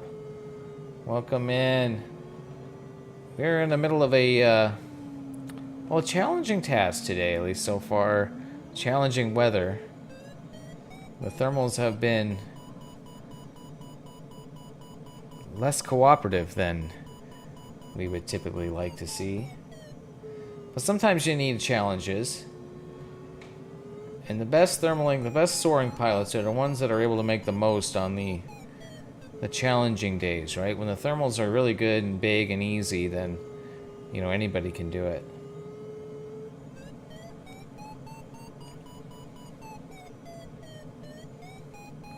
I'll update you on the task, what we're doing here in a minute, Sparky. But I'm trying to top this thermal out right now, 6,400 feet. Got kind of low in here over these mountains, but we're flying here in the Pyrenees, coast to coast, and gonna zigzag across the mountains to, you know, do kind of like a sightseeing cross-country task. And not going to be much of a race, I think, in these conditions. It's going to be kind of slow going. Going to need to make the most out of the altitude. So the thermals are tricky to work. Require a lot of patience.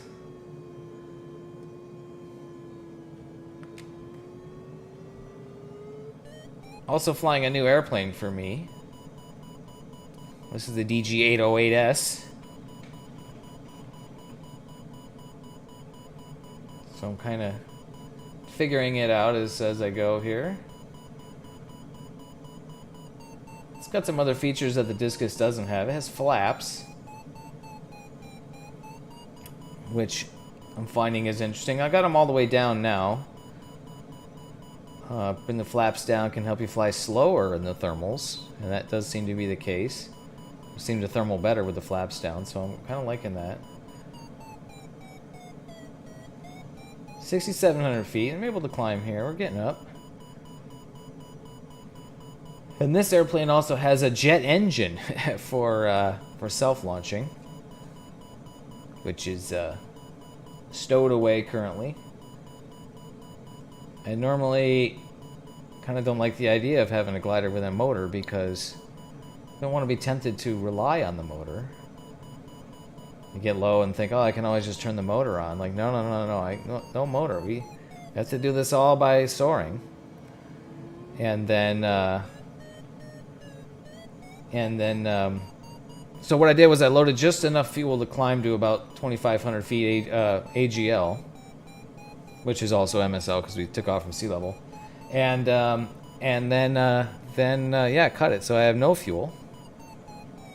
Planet Neutral, what's up, brother? Today, at least right now, your tunes are the sound of the Vario. We have a challenging weather preset today. So need to be able to focus and listen clearly to the tone of the beeping to find the ideal spot in the thermal. So these are your tunes right now. We'll have tunes on the glides.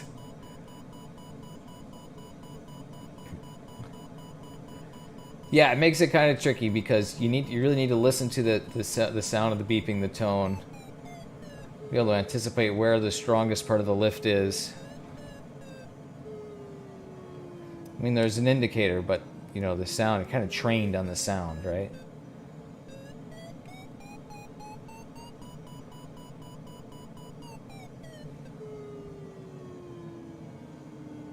And the music, unfortunately, distracts from that.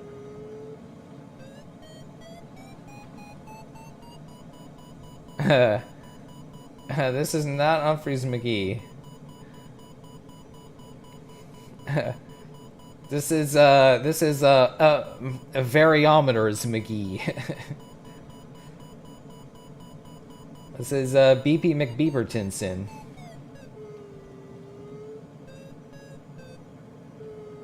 $7,400 feet.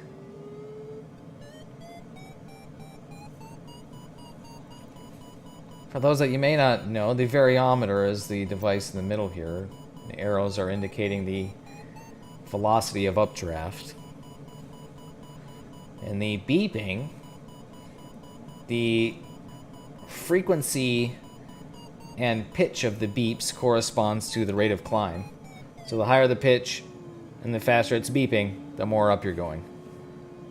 And when it makes that noise, the beep, that means you're going down. So we don't want to go down, we want to go up.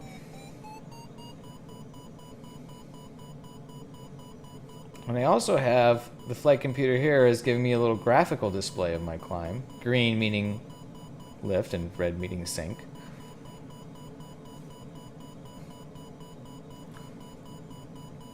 Which is something that's new to me flying in the simulator. My real life flying in hang gliders, we never had at least I never had an instrument that had a graphical thermal display like that.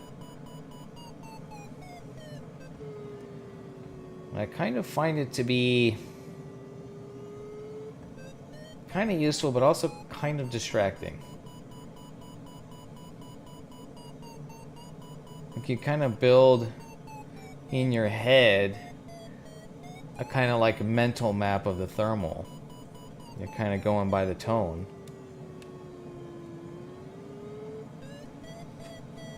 But the graphical display does help you get back in the lift when you fly out of it. It's generally just put the airplane in the green spots. Although that can really only show you where the lift was.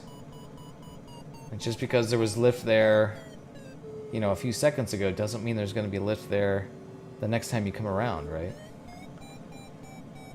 Thermals drift with the wind as they go up, and they tend to sometimes they tend to be broken up and like in pieces. Or they can be consistent for several hundred feet or 1,000 feet and then become inconsistent. It's highly variable, and no two thermals are identical.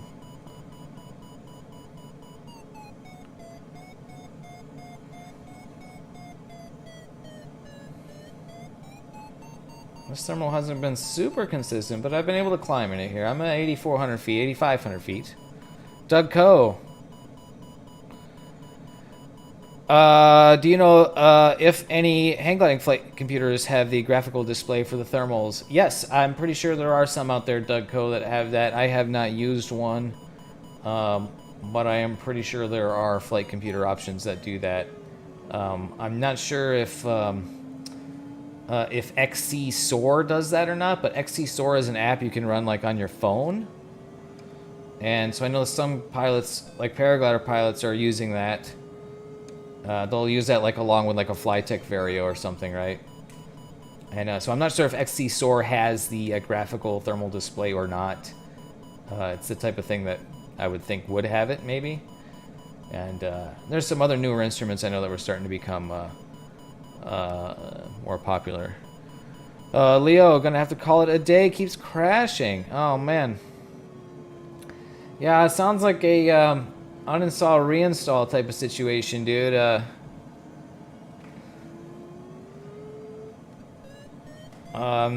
Yeah, that's a tough one. That sucks, dude. Yeah, hope you can get it figured out. And I know uninstalling and reinstalling the sim is no small feat either, because it's such a big program and so much data to download and reinstall. And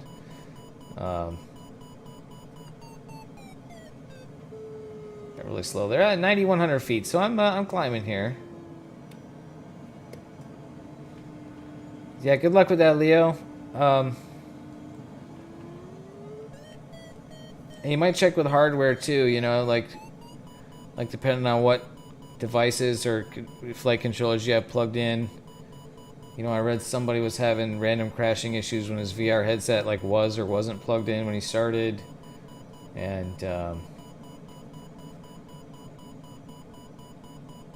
yeah, thanks, Leo. Safe flight. Yeah, safe uninstalling and reinstalling to you. I had I used to run the sim in window mode instead of full screen. And I would do that so I could stretch the window across my side monitors. And if I stretched the window in the menu, like before I loaded into the game, it would crash. But once I was loaded into the game, I could stretch the window, resize the window, and it was totally fine. So, you know, I don't know. Make what sense of that as you will. But that was like the one area of regular crashing that I've experienced.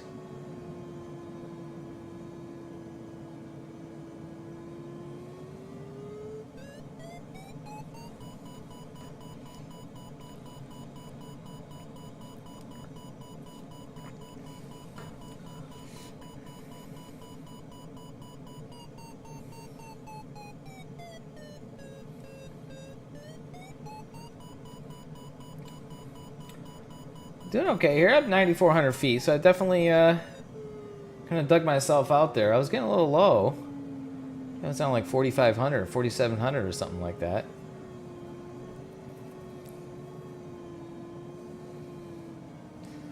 And I'm thinking I'm going to go ahead and push on here. This thermal still seems to be kind of broken up and random. Let's try a left turn here. Sometimes changing your turn direction.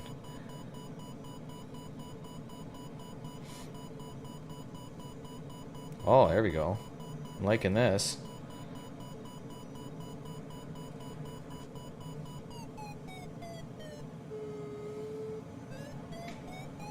Gotta be careful I don't stall and spin this airplane. The discus that I was flying, I couldn't really stall and spin that one, but this one does. It'll just snap right over.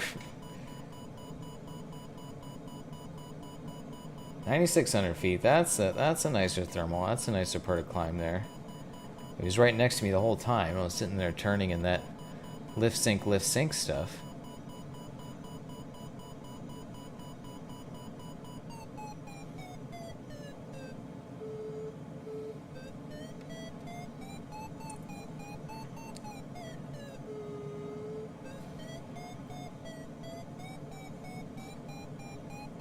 $9,800 feet.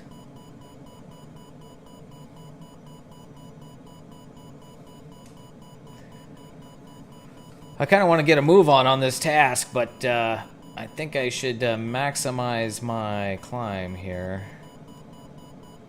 Would be in my best interest, because the lift has been somewhat difficult to find and get into today, so if that's the case, I should make use of the lift that I have while I have it.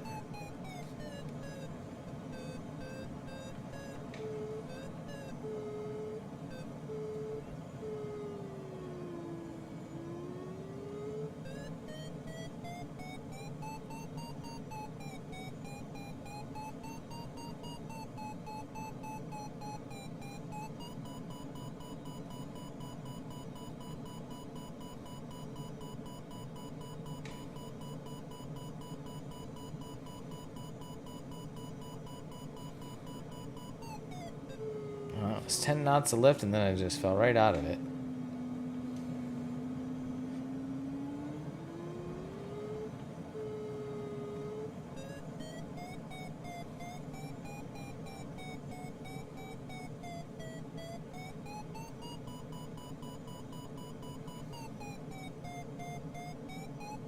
$10,300 feet.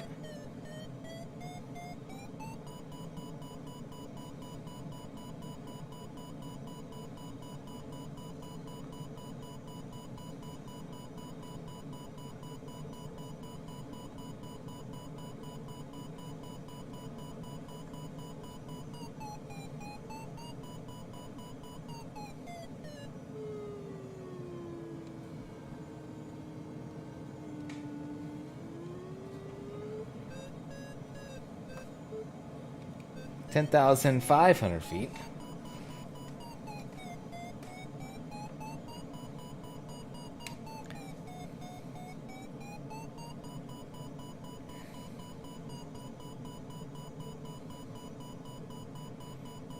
It's been difficult to be able to turn a full 360 in the lift today, which makes it kind of frustrating, kind of go in and out of it, but you just stay with it and you'll get up there.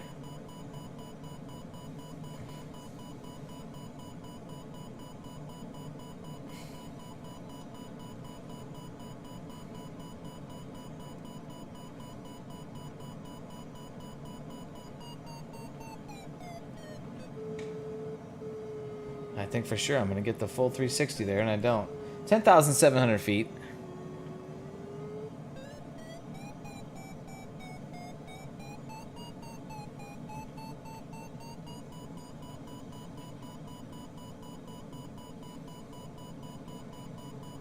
Kind of level the wings for a second there to extend my circle upwind a little bit. And try to tighten it up on the downwind side. Nope.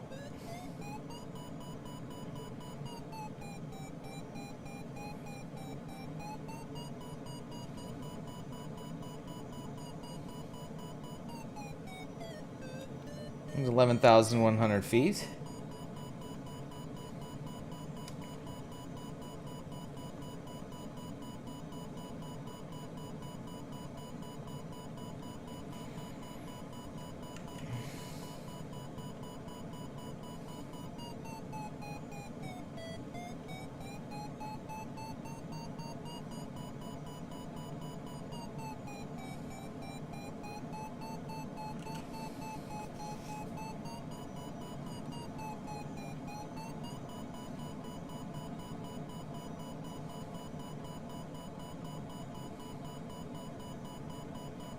There we go, that's working pretty good.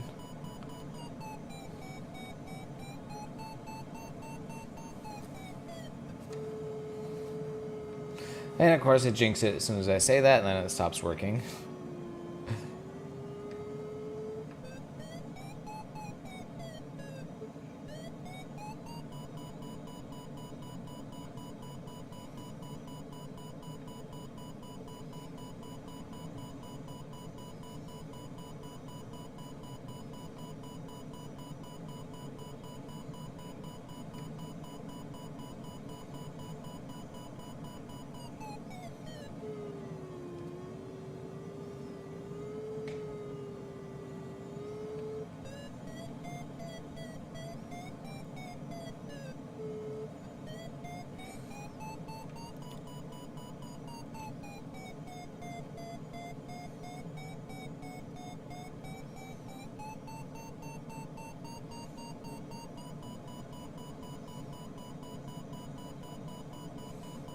This thermal's still going here.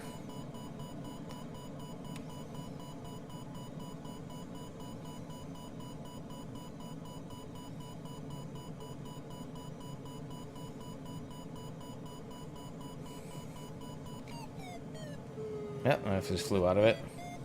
Hey, what's up, Bumble? Did not get to 18,000 feet. You're right about the weather being challenging, but I don't think it's, well, it's been tricky. This weather preset is a remix of the one we used on the Norway flight, so it's not too much different from that. I'm at 11,900 feet. I think this thermal would, yeah, maybe it would go to 18,000, but it would take a long time to get there. Thermals have been kind of patchy and broken up. It's a good strong lift like this, but it's been hard to get, you know, it's not been very big. It's not big enough to get this full 360s. I'll get 1.5, maybe 2 turns in lift, and then it'll fall out of either the upwind or the downwind side of it. So it's been tricky. I'm also having some performance issues here, which has made this thermal awkward. You can see I'm getting 99 frames per second, but my 99 percentile, see, every now and then it'll drop down to like 16, so there's like big batches of frames that are getting dropped. I don't know if you can see that coming through on the stream or not, but it makes it, the motion, jittery, which makes it awkward to look at for a long time. Sometimes in the sim there's just certain scenery, certain areas that just kill the performance like that, so I'm hoping I can fly away from there and it'll unfuck itself. And clearly something weird going on when you can get, your average frame rate is 100 frames per second, but then you get dips down to like 16.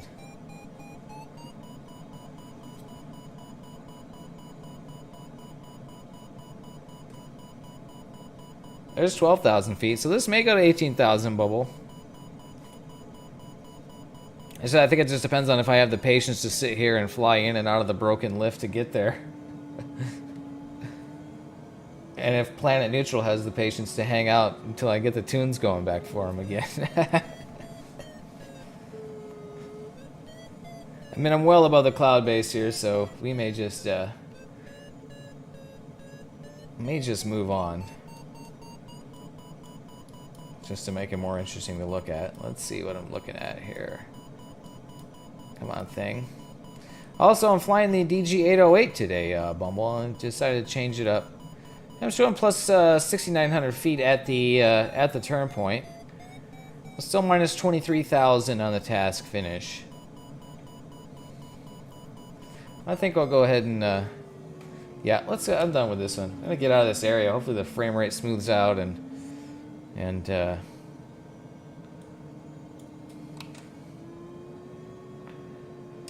at the start, there were like no good clouds for me when I checked it out earlier. Yeah, there wasn't good clouds here, and we had a couple of guys, Red Bull and Leo, had trouble getting up. Yeah, no, I was able to work my way up to like about 8,000. So I started about 8,000 feet. Probably could have, worked that lift a little bit longer, and yeah, I definitely could have. Classic Dave style lack of patience had me just going, let's just start the task. But also, we were flying for like an hour at the start, and I'm like, we need to get the show on the road because, it's already like 4 o'clock local time, and local time, real world time here, and I don't really want to be flying all night. All right, McCready says fly 91 knots. Let's speed it up. Oh, and I gotta get rid of the flaps.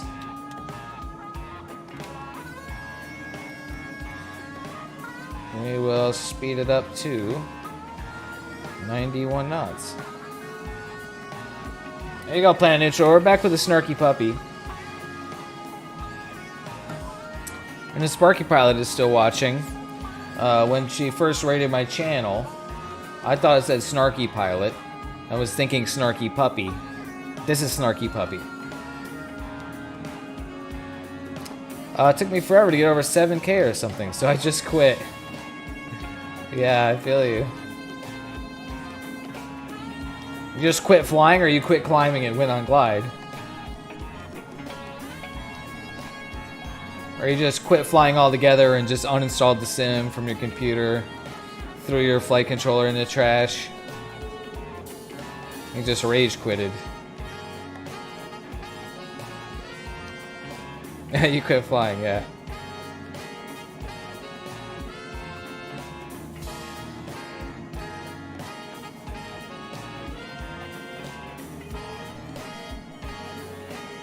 Yeah, rage quitted, yeah. Nothing like I could all rage quit.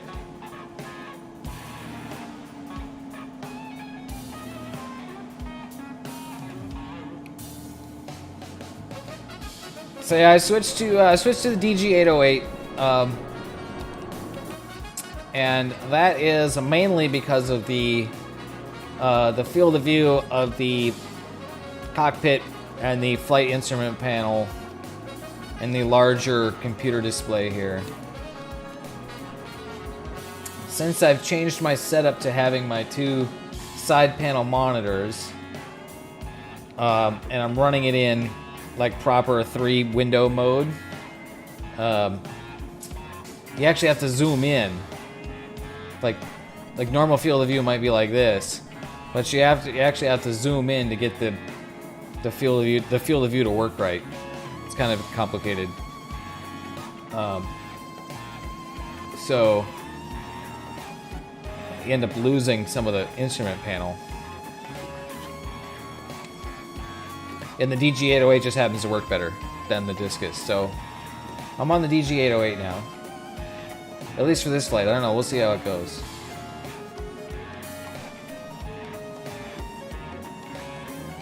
So this airplane does have an engine, you guys. This has a jet engine for getting airborne, which is off right now. I think you can also edit the Vario sound in the 808. I don't know.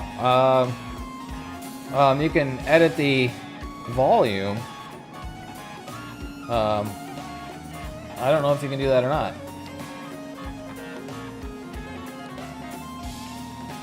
Yeah, this one's freeware too, right? So give it a try, I guess.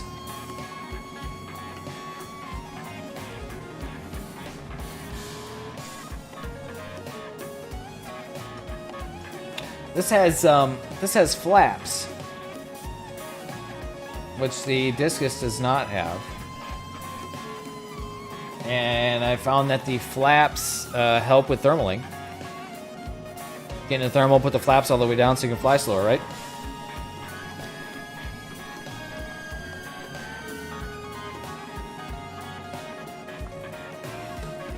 I guess in a general sense, I prefer the simplicity of an airplane like the Discus, where you don't need the flaps for thermaling.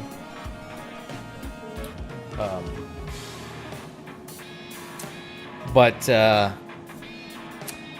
think here, especially with the Discus, without the flaps, and with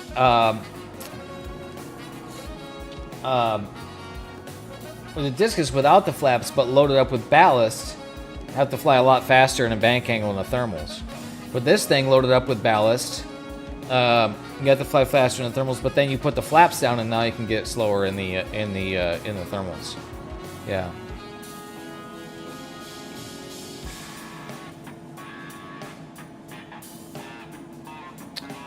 Oh, negative flaps will actually reduce the drag, you say. I did notice that the flaps go positive and negative.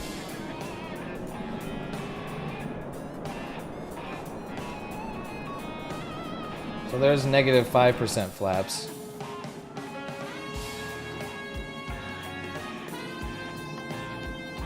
That just sped me up quite a bit.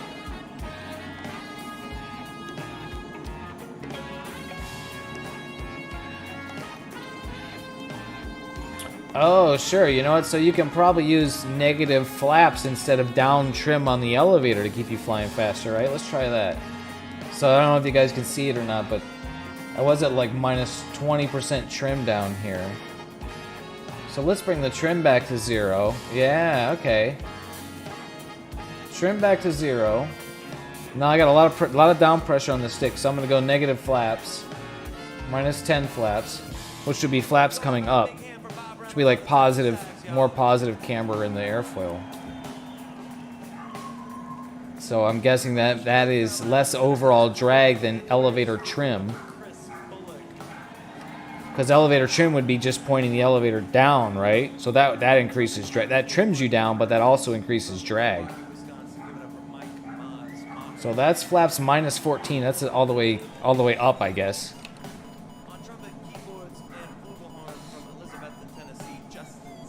Rebellion code red. You're gonna have to slew up again. Oh man, gotta dig yourself out of there. But actually, yeah, we got a lot of big blue hole here.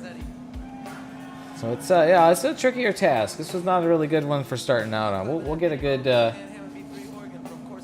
we'll get a better weather preset to start out on maybe on the next flight, maybe tomorrow night, something like that. If you want to join in tomorrow.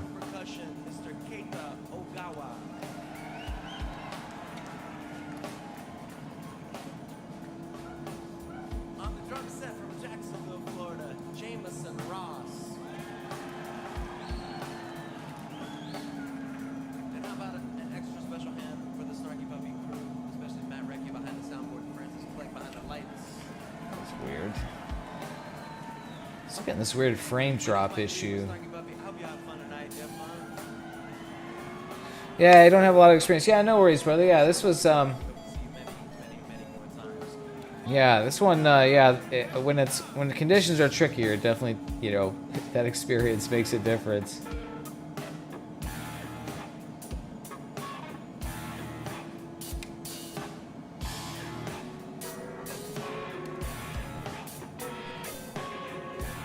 That's some lifting air.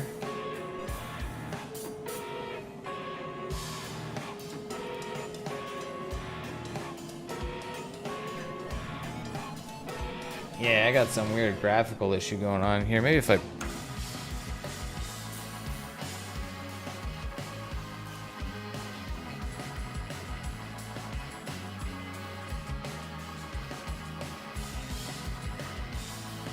Yeah, what is up with that?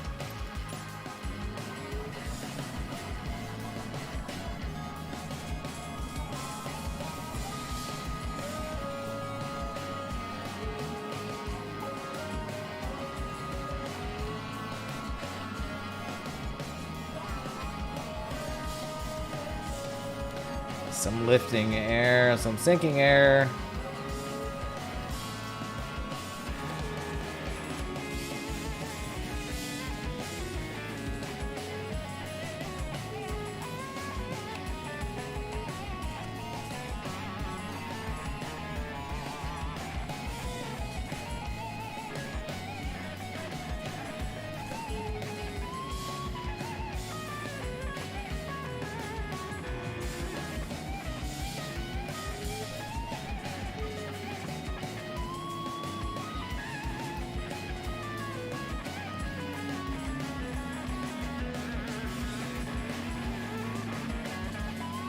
Damn, there's a track that shreds. Just 10 miles to the next waypoint, guys.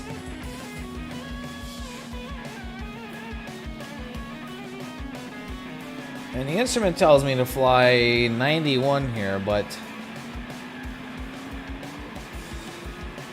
flying a little slower. So I got like a big blue hole up ahead here. Maybe some of these clouds will be more on the course end as we make a left turn. And we're going to need altitude to get up over these clouds on the left.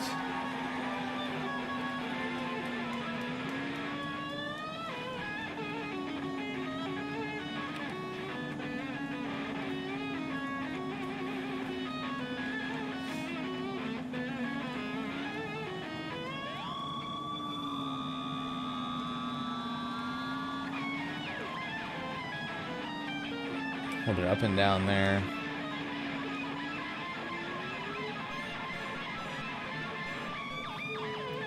There's quite a lot of up. Let's pull way back on the stick as we slow down in that rising air. The flaps down.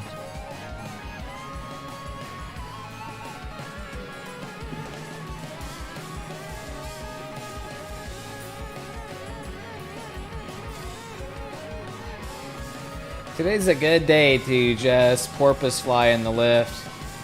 Because it's broken up and kind of small, it's hard to get good circles in. So you spend a lot of time sinking and circling in sink as much as in lift. So you can just climb when you need just a little bit here and there.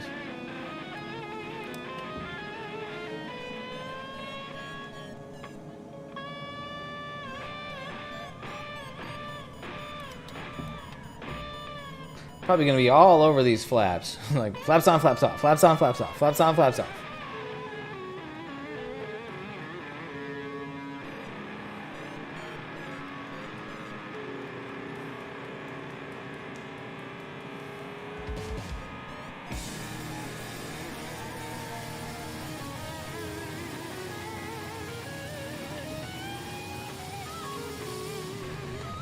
So, oh, hey, Code Red. Let's do this, Rebellion.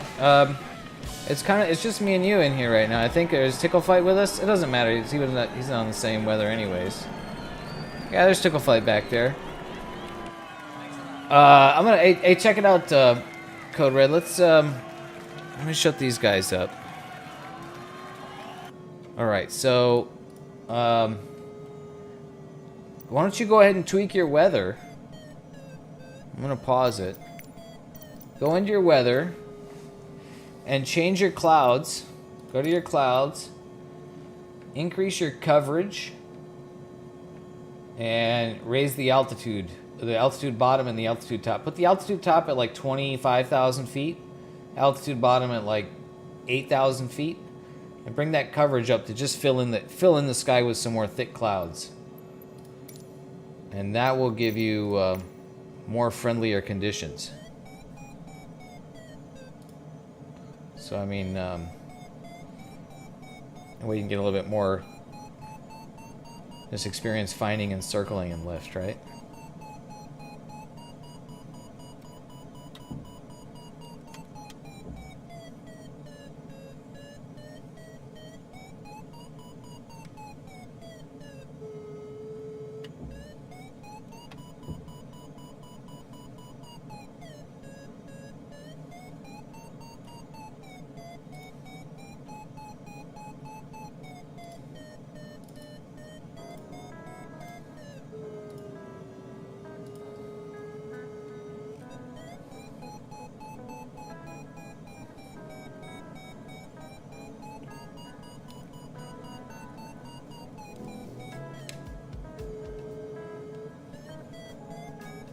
Just flying slow in that lifting air there.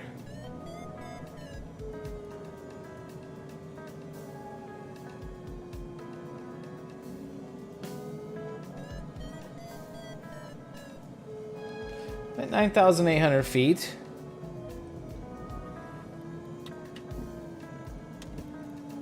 Now we want to speed up. We got sync. Just 3.7 miles to the turn point.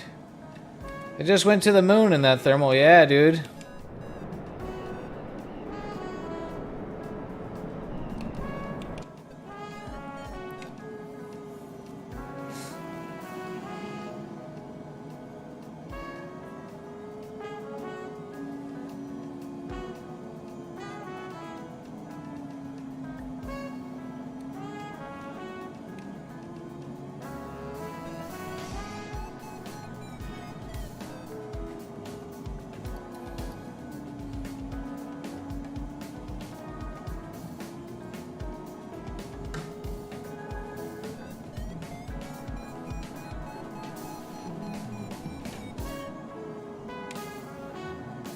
Yeah, air is lumpy. It's up and down, up and down.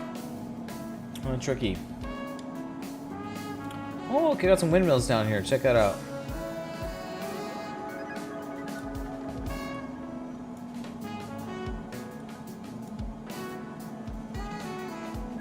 Oh, that's cool.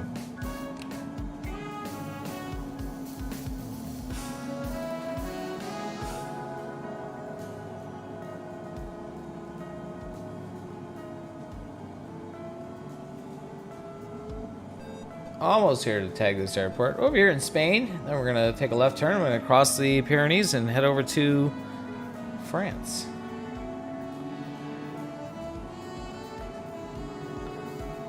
Gorgeous looking scenery here.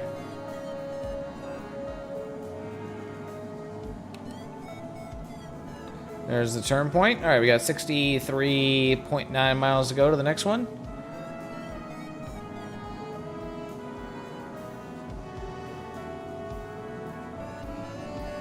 Tickle fight. I do have a little more coverage, but it's still sparse over the mountains. Yeah.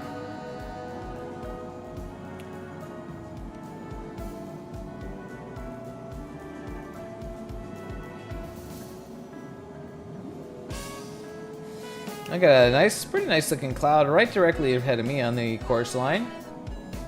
9,100 feet. I got some tall terrain to get up and over here. Pretty rugged terrain too, so.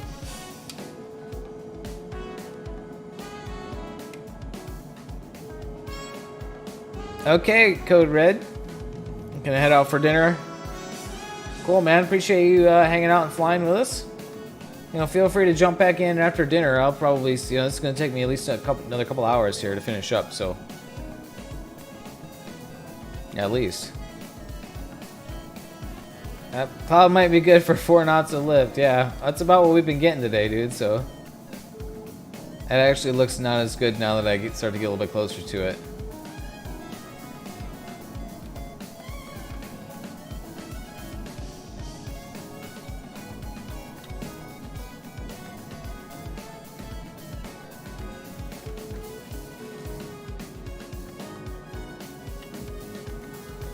Woo.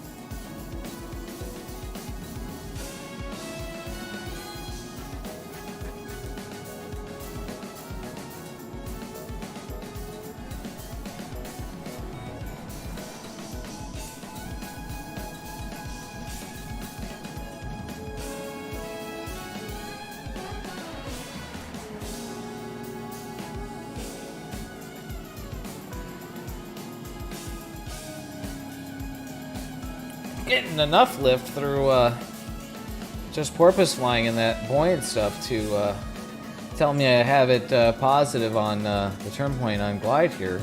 Except the computer doesn't know about these mountains I gotta get up and over, so I'll need another climb to 12,000 or so.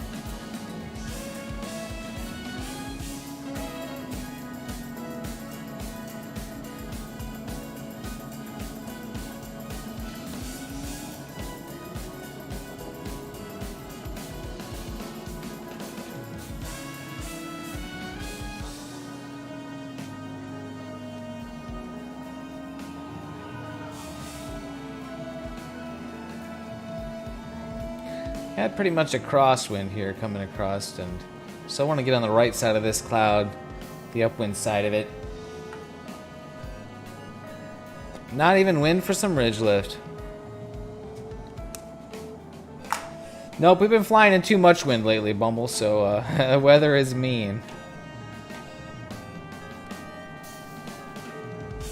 I think this weather is very workable. Code Rebellion has safely landed. Awesome, brother. Have a good dinner.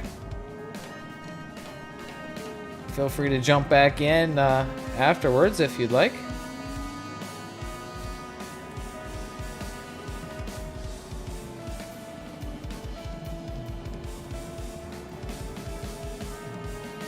Yeah, it's a little turbulent here. It's a little lumpy over the mountains here today.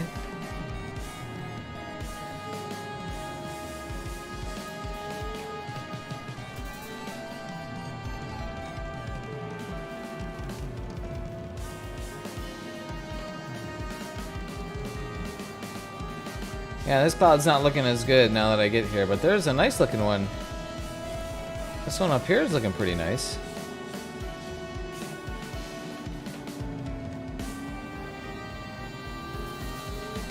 Yeah, feel free to fly something powered, Rebellion. I'm gonna try something real quick. Still getting these weird...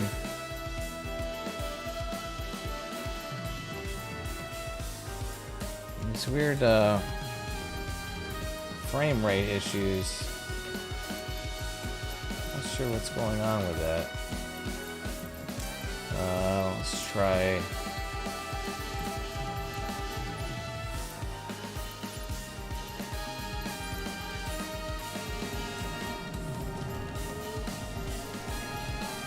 Scuba Steve! What's up, brother? Welcome in, first time chatter.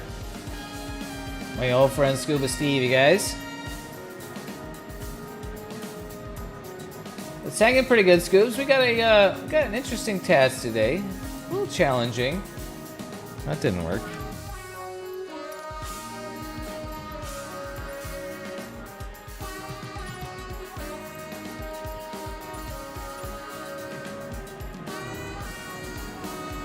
Sky by Scott says, let me ban him. Ah, we're not gonna ban Scuba Steve.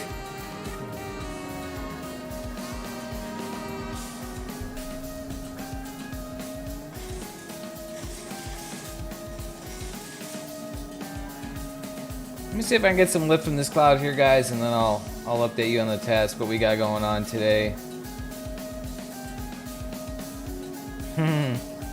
How dare you? Scoobs, you guys been flying, you guys been playing Modern Warfare? Modern Warfare 2, the second edition, second time go around? The second Modern Warfare number 2, the sequel?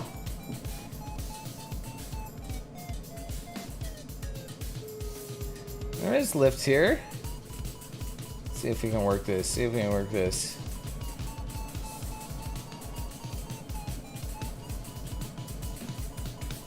Yep, oh, you need me. Yeah, you know, he's just gotta, I mean, I should just buy it. It's like, I mean, I get so frustrated. It's like, how many times am I gonna buy the same damn fucking game?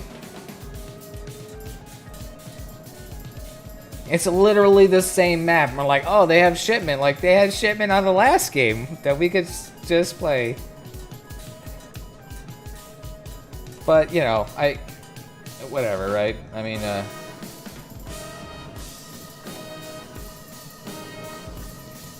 oh, by the way, Scoop, do me a favor, hit the follow button to get the, there was somebody that was trolling. This guy, the most recent follower on there was a troll. And, luckily his name is cut off there. So, I didn't even have to ban him. But I'd rather have it say Scoob there than that guy's name. It shipped me with better graphics and slightly askew crosshairs. So that means you don't have to shoot straight to be able to hit people, because I can't do that anyways. I mean, the graphics were pretty good on, were really good on, you know, the previous Modern Warfare. I think me and Scott, see, we need Scoobs on Apex Legends. We need a competent third in that game. Although we did get 2 wins last night. Alright, let's let the tunes be on mute while I try to work this thermal. 9,400 feet.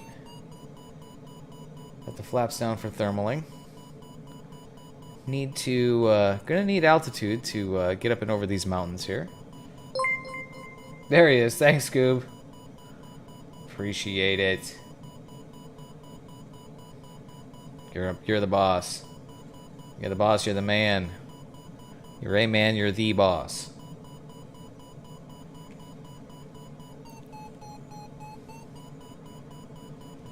Gotta be a little bit more aggressive with the thermals today.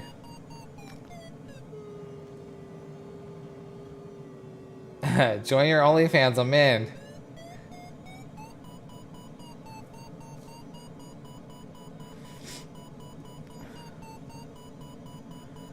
OnlyFans. Remember when OnlyFans was like they were gonna ban pornographic content? And then like they had to back off of that like the next day?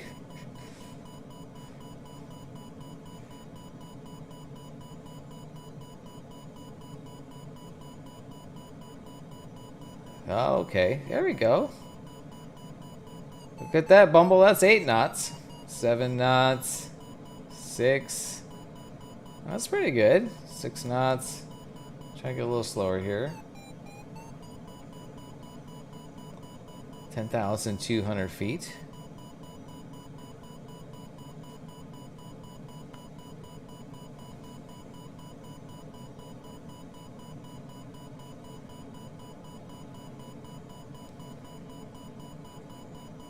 Got these fingers crossed.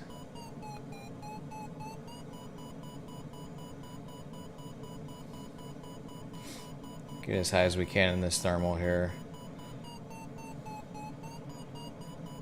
Especially if it's consistent like this.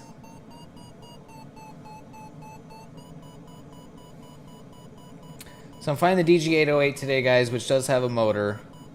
However, and I'll show you the settings, I turned off unlimited fuel and I loaded it up with only 1.5 gallons of fuel. Well, just enough fuel to get to 2,500 feet. AGL. Killed the motor, stored it, dumped the rest of the fuel. So I got a motor, but it's not going to do me anything. Not going to do me any good. As it should be in a glider. You don't want to be relying on the motor. That spoils the challenge and the fun.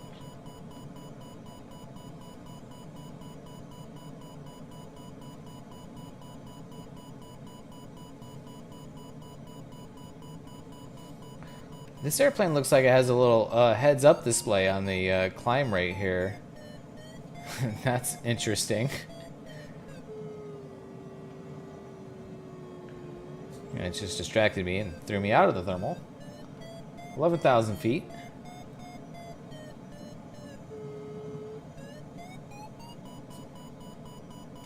We'll top off this lift and then I'll get back with the tunes and update you guys on the task. But we're flying in the Pyrenees today. Pyrenees mountains on the border between France and Spain. And we're flying coast to coast and just kind of zigzagging back and forth across the mountains to get a nice tour and take in all the scenery. Mountains that I've never seen in the sim or in real life, so we're checking it out today. Can you fly over frictional places like Middle Earth? That would be sick, dude. Somebody give me a Middle Earth mod for Microsoft Flight Simulator. Some custom scenery. Be able to fly like over Mordor and shit. Could you imagine the thermals coming out of Mount Doom?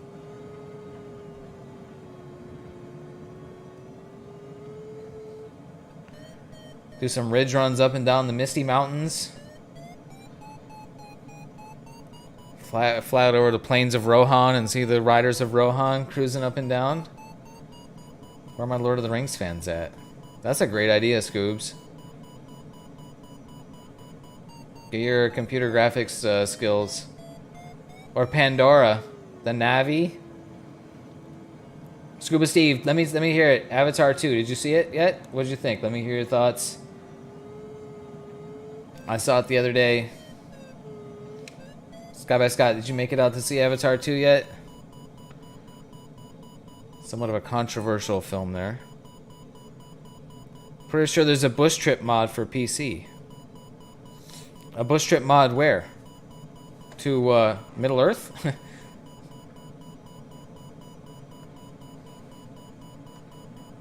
Gotta invest 3 hours of my day. Yeah, well, more than that, right? Because you got like 45 minutes of trailers. I mean, you're in for at least 4 hours at the movie theater.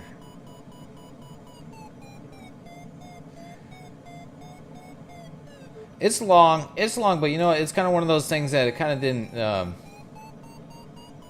really feel like 3 hours. I was chilling with the length of it.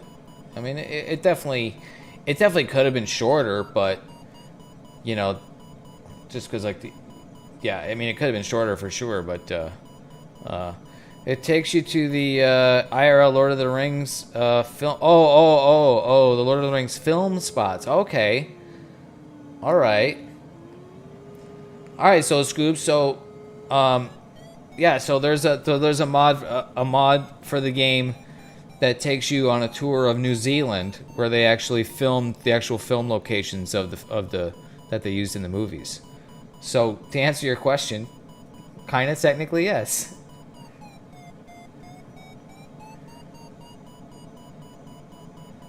$12,200 feet.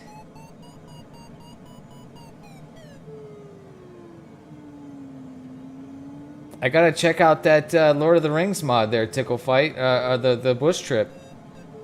Might have to fly some powered airplanes so we can do that. Wow, I got slow there. But I agree. But like a full-on mod that like made it like look actually like the Lord of the Rings, and you know, with Mordor and Minas Tirith.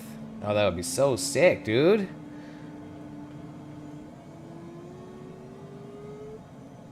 Fly the bush planes down that river by the you know, through the Argonath, the big statues of the dudes holding their hands out like that, you know. Or the waterfall where they threw Boromir off after he tried to take the One Ring from Frodo.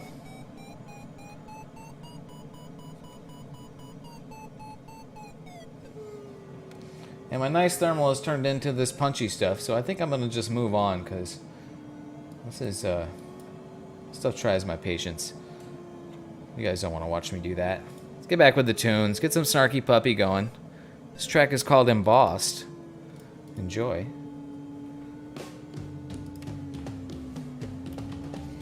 And McCready's telling me to fly 91. The flap's the opposite direction there. We'll speed on up, get on the course line. Whoa, that's not the course line. Is directing me to the airport. I don't want to go to the airport. I want to go to Osun. 52.2 miles. And it is telling me my arrival altitude, 4,000 feet AGL. That's pretty good.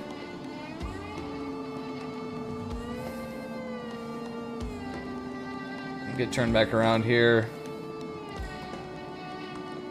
Head back to the northeast.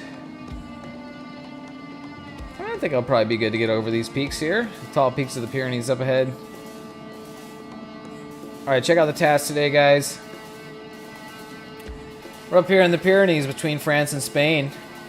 342 nautical miles.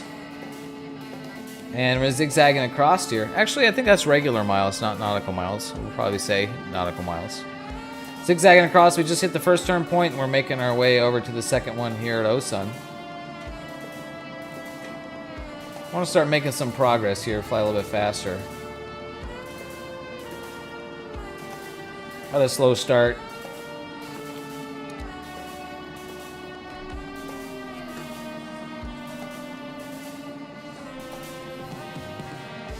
Gonna need some down trim to get this thing going 102 knots like it wants me to fly. A bit of a cross tailwind to help me get across here.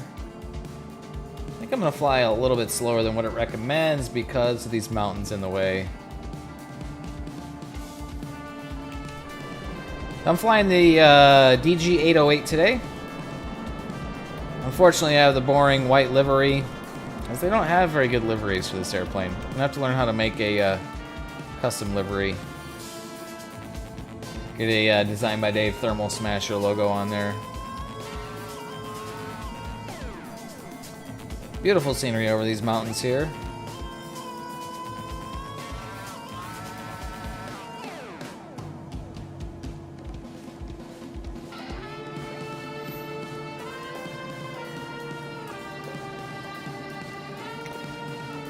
Sergeant Stickleflight, I had no indicators over the mountains, so I used my altitude and went for it. Yeah, you're plenty high enough up there.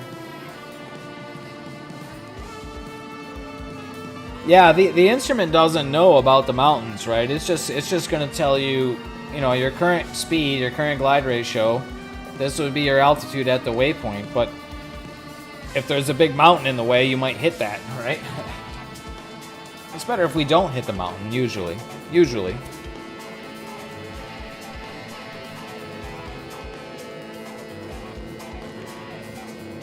I'm flying a little bit slower than what McCready's telling me. McCready's telling me to fly 102. I can fly a little faster. I'm gonna make sure I can get over these mountains is the thing. Let's bring it up to about 90 knots. There's 89. There's 90. If I get lift like that, it'll help me get across here, so...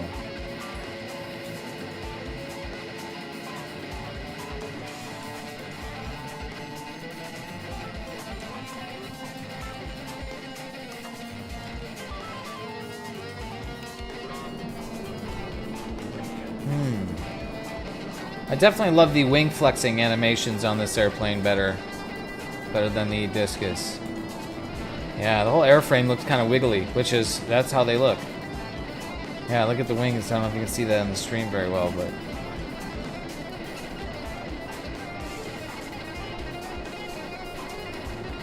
Hey, you can kind of see them bouncing along there. Yeah, see that? That looks really cool.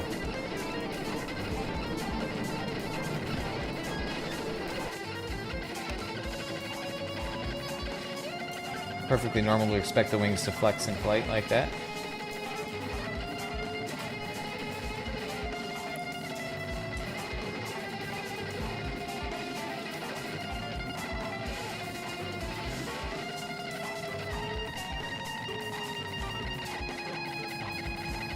A little psychedelic on the guitar there in this track.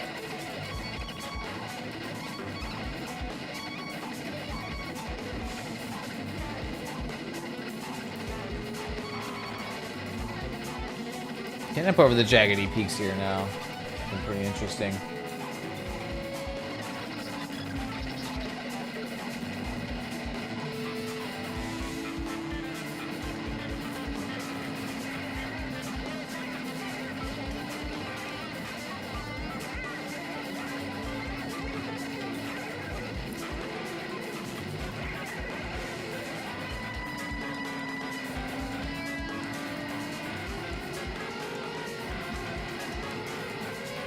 That's some lift there.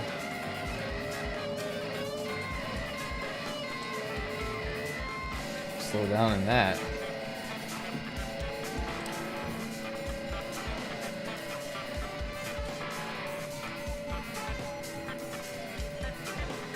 Not gonna spend time circling in it. I'm trying to circle in it, just slow down in that lift.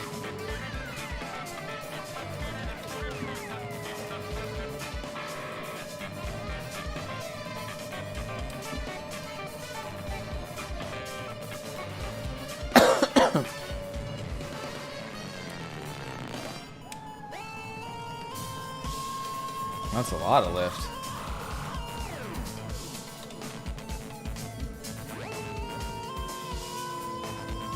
And speed back up as I leave that lift.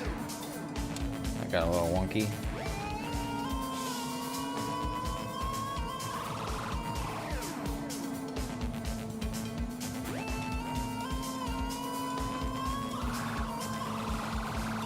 Now I'm in some sync. Got some jaggedy terrain here. But there's a nice looking cloud right there ahead of me. Let's see if we can get another climb there. I'm at 10,600 feet still, though, so. It's showing me minus 23,000 on the task finish, so I will need climbs throughout the day still. So I'll take them as I get them.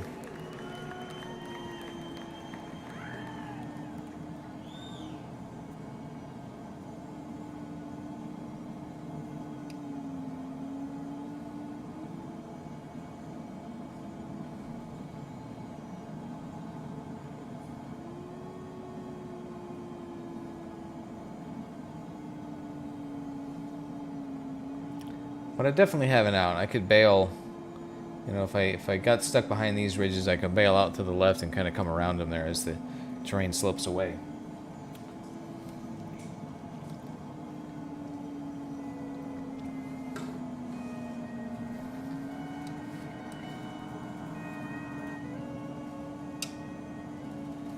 Pretty nice looking place to fly. I'm alright with it.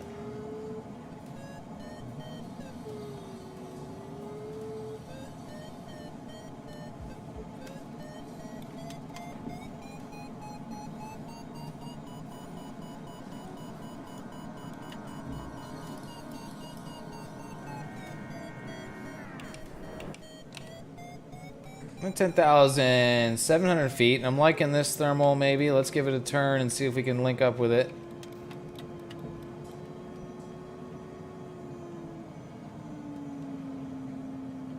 We got Bumbleboo in this end now behind me. What's up, brother?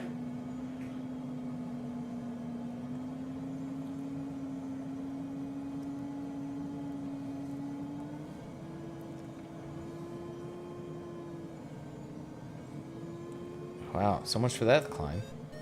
There we go, there we go. Oh, man. Alright. Maybe not. Get a little bit closer to this cloud, see if we get something, otherwise we'll just move on.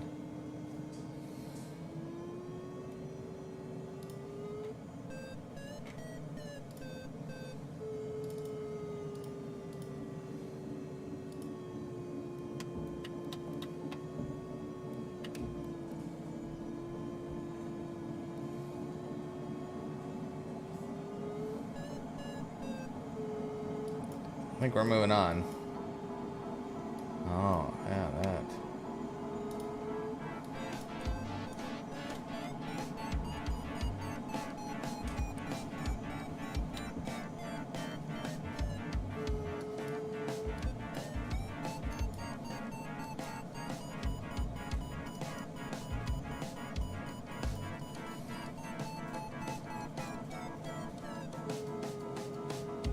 Alright, don't get baited into that. Don't get baited into that. Alright, we just need to get out of here. Come on, change. There you go. Okay.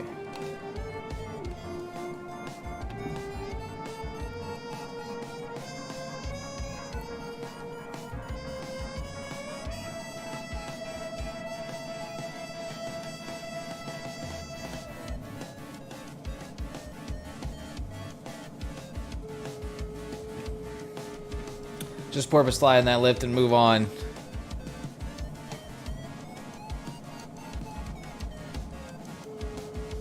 I think I'm pretty good to get across these mountains here. Straight into the next turn point. Plus there's some other clouds up ahead. Yeah, especially if I get lift like that.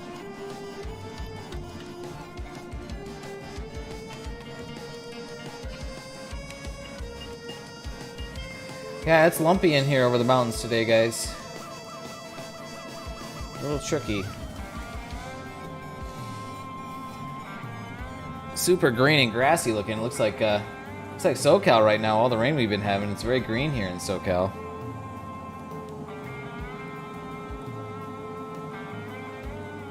And the way the sim renders SoCal, it's really very generous with the green and the. It looks like SoCal in the springtime after we've had a lot of rain. Most of the time, SoCal doesn't look like that in the sim. But now it would look pretty. It would look pretty realistic. No, Bumble's sim crashed too. Dang, Bumble and Leo have been having crashing issues lately. What's the deal, guys?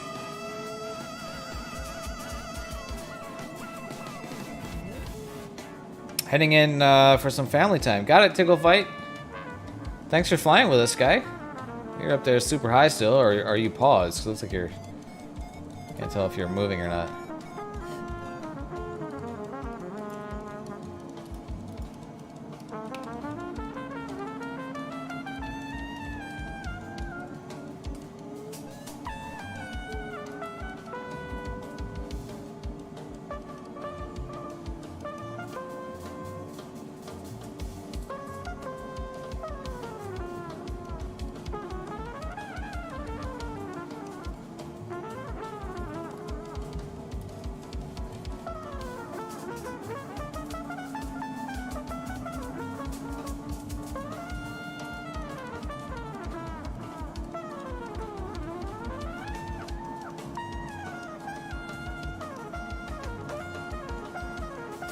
Sim looks like booty on the Xbox. Pretty stable on most non-airliners. Interesting. Yeah, we see crashing issues from time to time.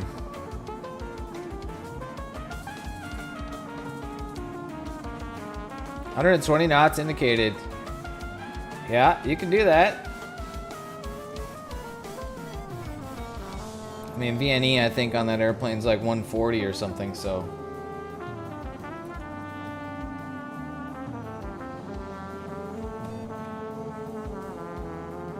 Come around on the upwind side of this cloud here, see if we can find something.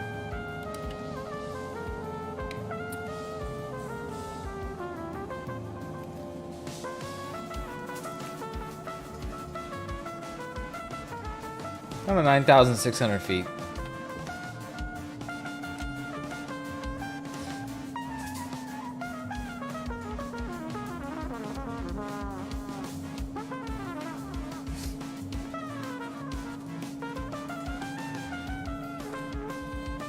Some trumpet action here, trumpet solo for you guys.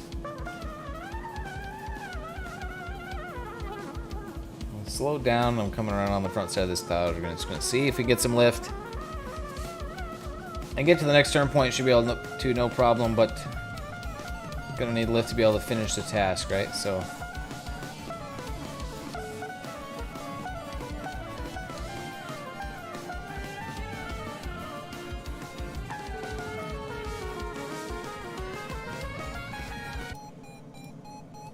Take it easy on that trumpet solo and see if we can work this lift.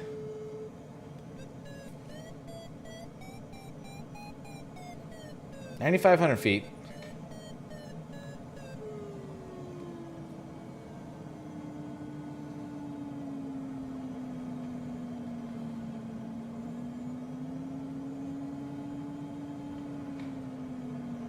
Yikes, that was ugly. This flaps down.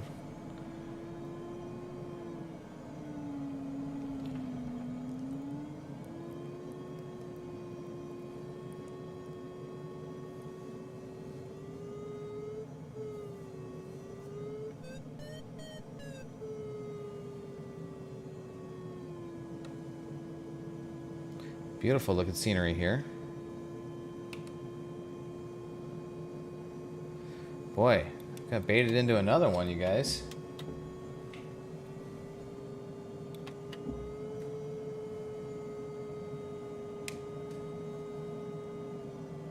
Yeah, this is a tricky day.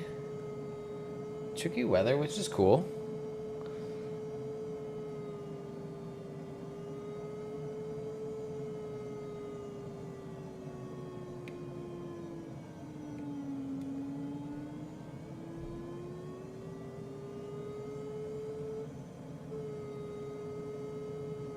Yep, right on out of there. Okay, screw that.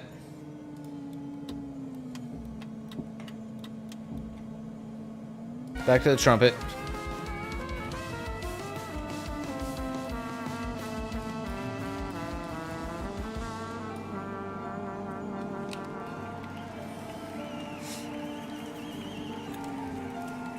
And get back on the course line here. We'll need another climb to get back up and over the mountains again here, but we'll find it. Get out on the flats there. I think we'll get better cloud lift. Just 24 miles to the next turn point.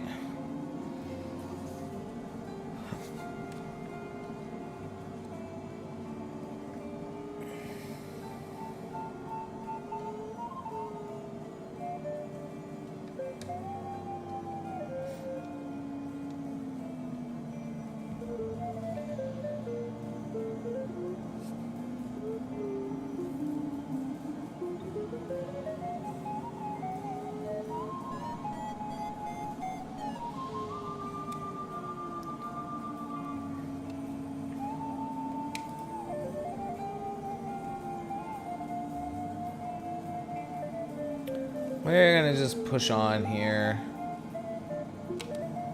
Get up over these mountains. We'll be out over the flats. I'm liking the looks of like this cloud over here. Maybe that'll be one to get find another climb in. Showing minus 18,000 feet in the goal here, so we need to climb some more. But we'll be able to get to the next turn point, no problem.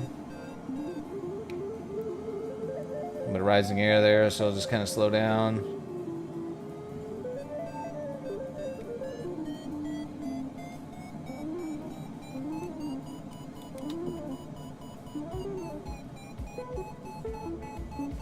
Start to turn here and see what we can do with this.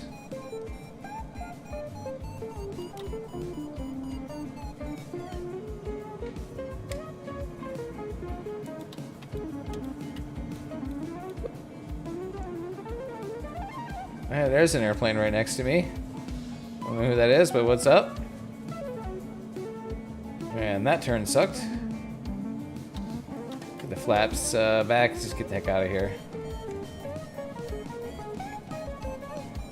Let's see, who is that? Looks like they're flying the DG-808, but I can't see their name tag there, but... Hello, person, whoever you are. Did I turn that off?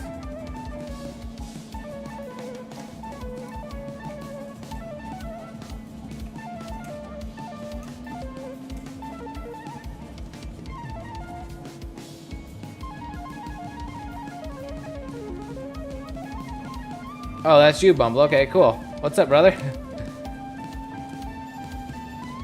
You were way behind me. You must have like slewed up to my location or caught up to me because you were flying faster.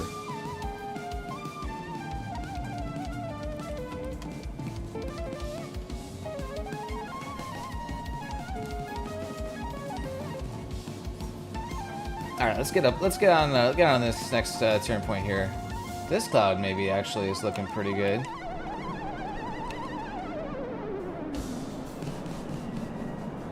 Yeah, I don't know why it's not showing your name tag there, Bumble, but okay.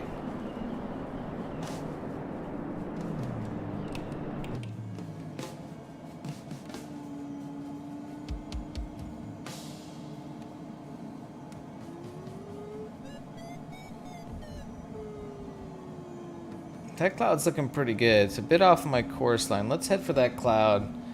If I can climb there, I'll drift towards the turn point. And then also, if I can just get high, I can just go tag the turn point and come back. So, Code Red has returned. Awesome, brother. Good on ya. And yeah, let's see. Do I want to go there or not? No, I'm gonna bail on it because let's just head back. Let's just get right. I was thinking about that one, but no, that one's not on the course line either, so.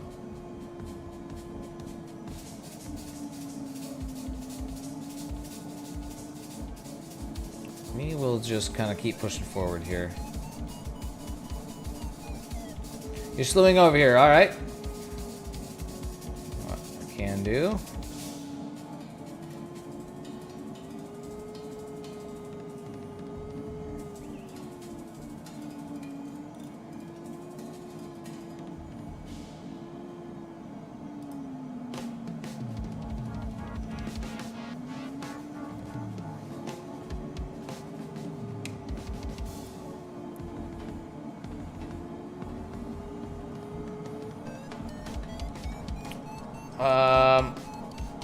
Scott says, where are you? Doesn't show you on the map. Interesting.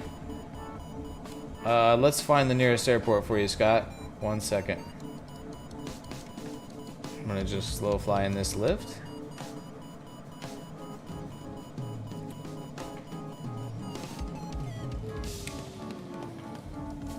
Alright, we need to find an airport for Scott. Oh, you know what? Well, yeah, this next turn point is gonna be an airport here, I'm pretty sure. Osun, Scott, which is... The airport is LFBT. Yep, there you go. Code Red's got it. What is that? Lima Foxtrot Bravo Tango?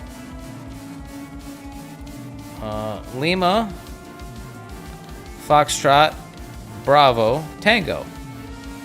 Lima Foxtrot Bravo Tango. Scott by Scott. Just 14 miles from there, we're going to tag it, and then we're going to be heading back to the southeast. Or southwest. Southwest? Where are we going next? Southeast. We got a long leg back across the mountains to the southeast.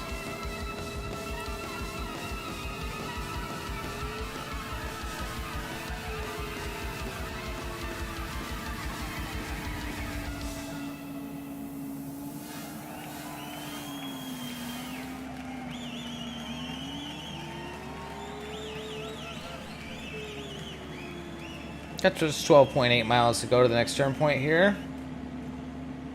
And there's a That's Scott by Scott in the Pipistrel.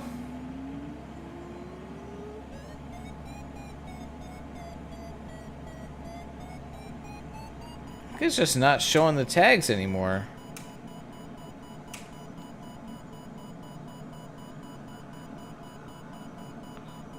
Well, that's cool to see him there.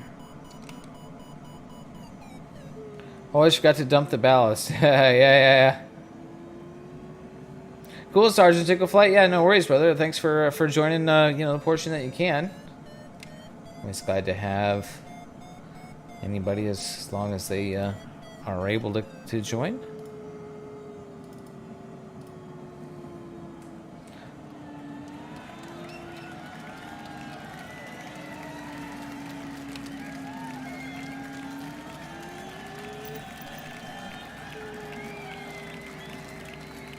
Code Red, you're in the experimental. Is that the Pipistrel right next to me there? I think that's the Pipistrel. There's Leo, or Bumble. Shows your engine out there, Bumble.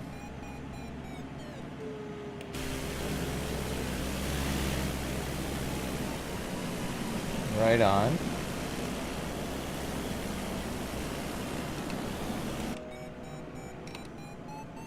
Yeah, I think it's called a Pipistrel. Well, Pipistrel is the manufacturer. I don't know what the actual...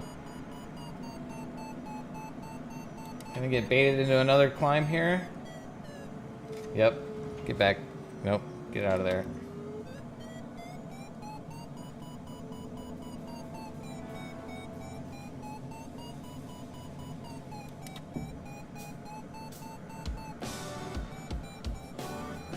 Just fly slow in this lift here and then pick it up with the next one.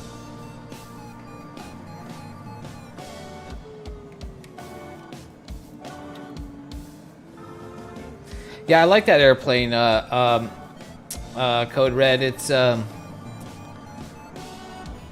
got a real nice view, like out the side windows, because it's just like glass all the way down to the floor, right? So you got a real good view out of that airplane.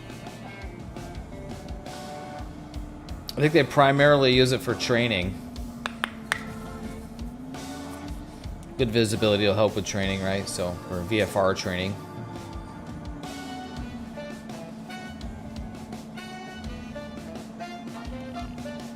Seven and a half miles to the turn point. Yeah, real easy to fly airplane. And with the way we're flying today, we're not flying very fast. You shouldn't have any problems keeping up. I'm just cruising at 86 knots here. It's just 6.8 miles to this airport.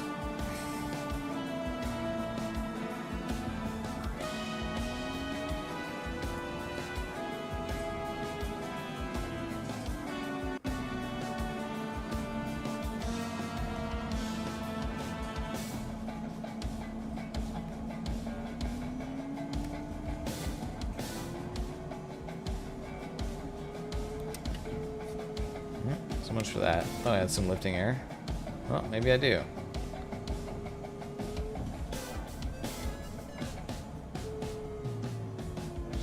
Ha! You got the engine. Did you get it stowed away? Does it still show it? Does it show it gone? Now I see your tag. I did run into I don't know, maybe a kind of a bug where I wasn't able to stow the engine. I actually just ran it completely dry. I put 1 gallon of fuel in and I just flew. I just went for it. And it quit when it ran out of fuel, but then it wouldn't let me put it away. So now I guess my new strategy is to put 1.5 gallons of fuel in, climb to like 2,500 feet, then put the engine away, and then go into the weight and balance here and just set the fuel to 0. And it does show 0 fuel on the little HUD over here.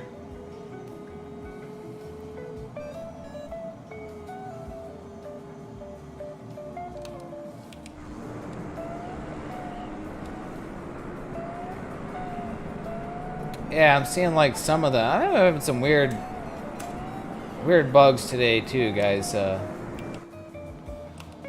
Yeah, Scott by Scott's taking off right now.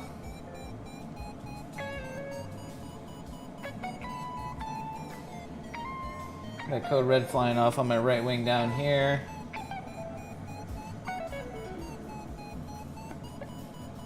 Oh, it needs to cool down before you can put it away.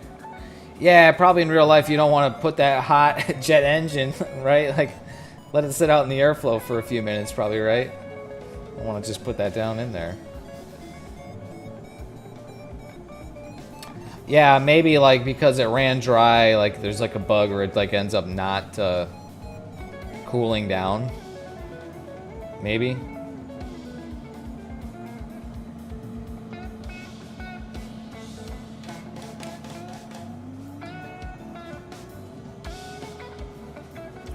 All right, look at this. About to hit this turn point. Is this a nice cloud or is this not a nice cloud with a nice cloud behind it? I guess we'll find out in a second.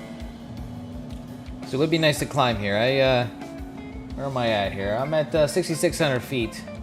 I will need some more altitude to get back up across these mountains. Got somebody else flying the F-18 over here. LPS-83.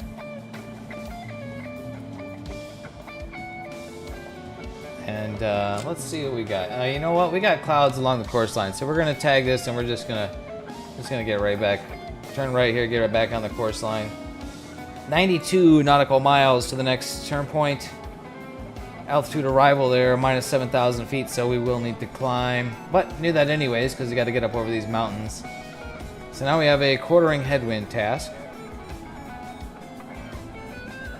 So we'll look for a climb at this next cloud. But before I do that, I'm gonna take a quick break. Gonna go for a restroom break, drop some ballast, and re-up on my beverage. You guys hang tight. We'll be back for some more mountain scenery.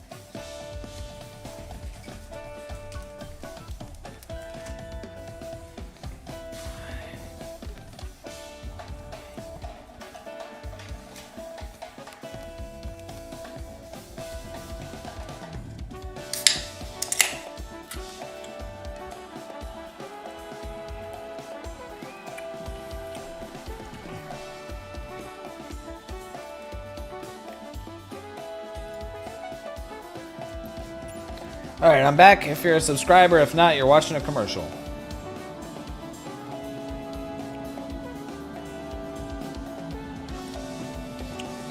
Got like a trio of big clouds straight ahead here, which is good.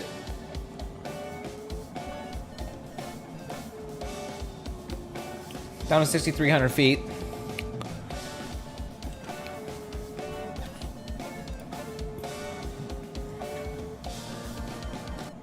Let's kill the music so we can focus on the flying, on the thermaling.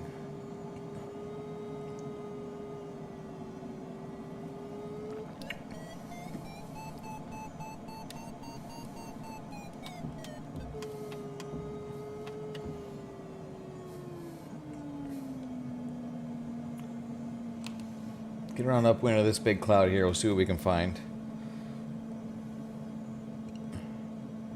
See what we can do. Got a nice sparkling citrus beverage here with sugar-free citrus beverage with a little bit of caffeine. Not a whole lot. I think it just has 100 milligrams of caffeine in here.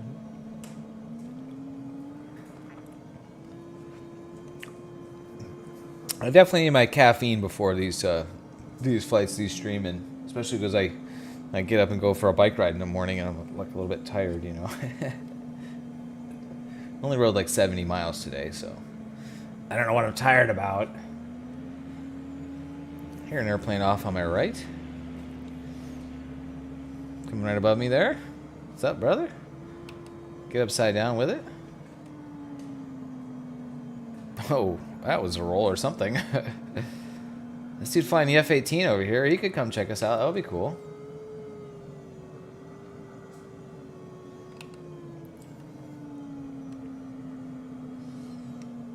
My interesting little frame dropping bug, knock on wood, seems to have unfucked itself. Technical term. Maybe it's just something with the scenery over there. Oh, that's a cool airplane, Scott. I got just airplanes flying around here.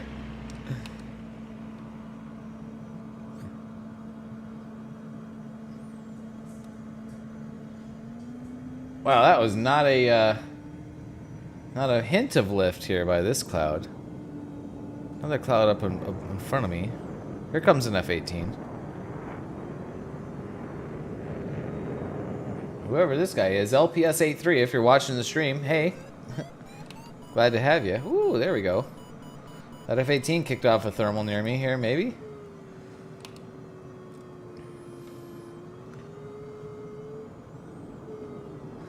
I could land at an airport and put some fuel in this thing, and then I would have a jet too. There's Scott.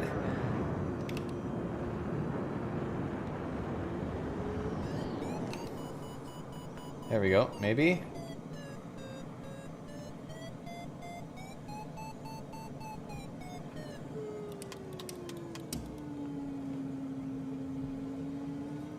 Pretty small area of a lift. I'm not sure if that's going to be something that I can work.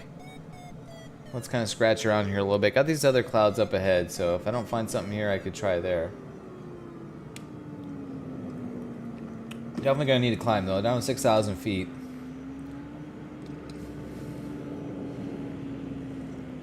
Not the best looking clouds for thermaling. We'll try it.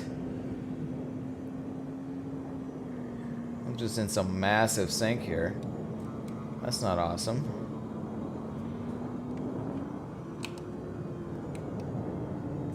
I'm getting in a little bit closer to the cloud. About 7 knots of wind. There we go. Oh yeah, we got really small areas of lift.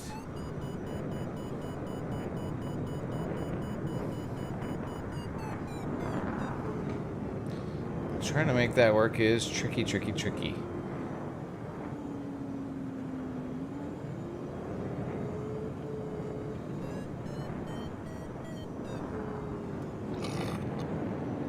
Tricky, tricky. Got Bumble here with me. Tracking this F-18 and that other airplane.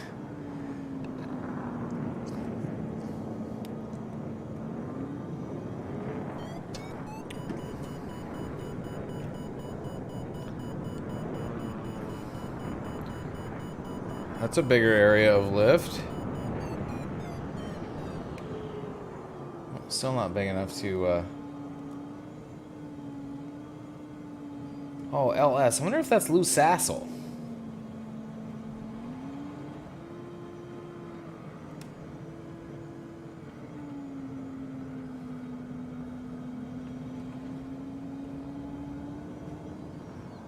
Wow. That's not working.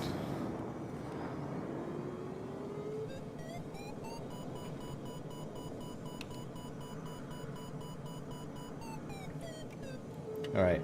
Going to these next clouds. Don't like this one. These clouds have nice flat bottoms.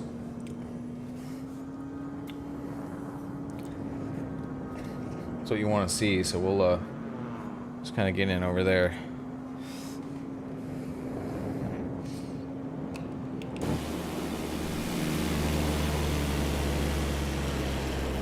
Bumble in the DG-808, got Scott by Scott flying the, I don't know what that airplane's called. Got Code Red flying the Pipistrel, and we got an F-18 buzzing around here. Just making all kinds of noise for everybody. Oh, it's LPS.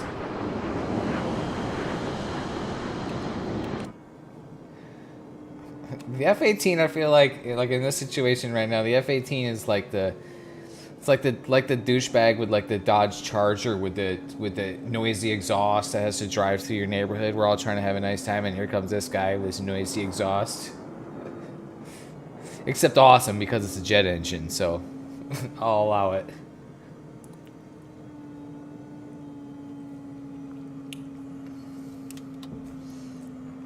Man, I'm just getting drilled in the sink here. Why am I flying slow? What am I doing here?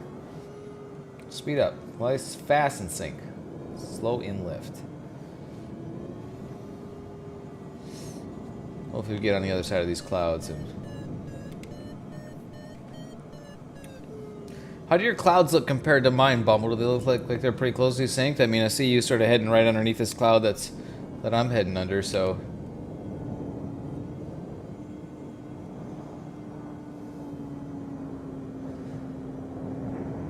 Quite beautiful here, the Pyrenees of France.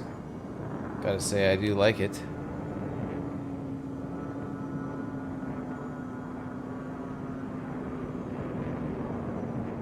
I'm not even looking in front. You're watching the air show behind you? Totally different, yeah, got it. I mean, I kind of figured that would be the case, but...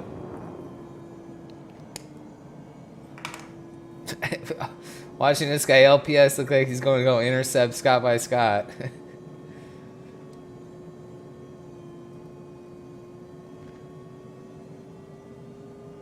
Oh, trying to find that. Gotta get that screenshot. Yes. B350. Not sure what that airplane is called though. That's a cool airplane. It's tricky to fly. That one has definitely a lot of asymmetric thrust. If you have the realism turned up on it. Like if you have both engines at full throttle, it'll definitely want to yaw. Got to dial in some rudder to compensate. Down to 5,100 feet. Oh, we just got crappy over here.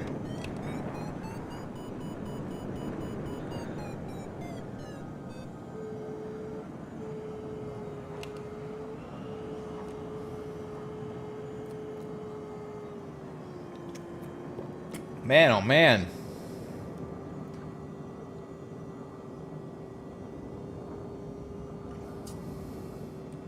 Well, Bumble, looks like we're in a pretty similar air because you're not getting up and neither am I, so.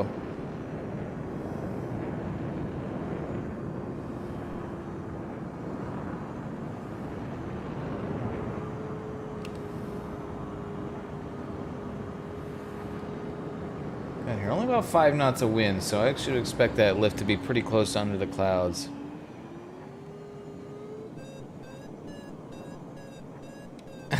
Code Red's gonna choose something ridiculous to fly. I can let me guess. I bet I can guess what it's gonna be.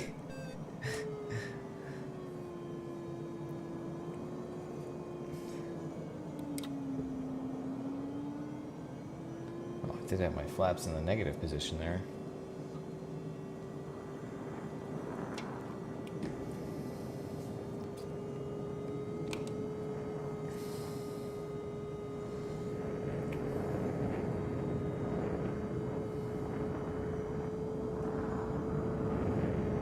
Slewing over now. All right.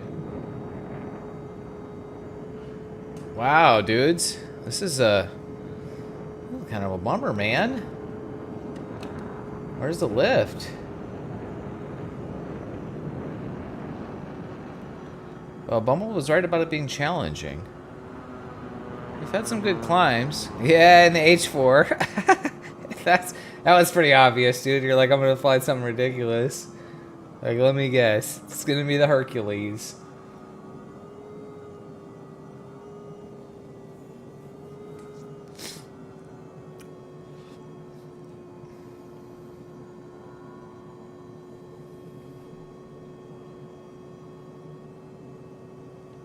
Man, not a beep under this cloud.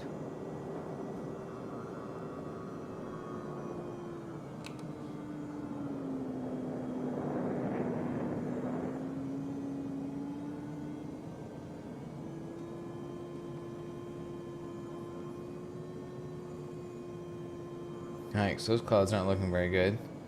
The F-18 looks like he's falling out of the sky.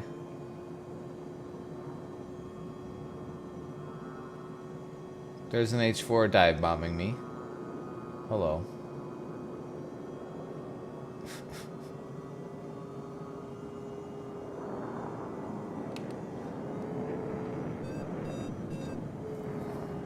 Down to 4,600 feet.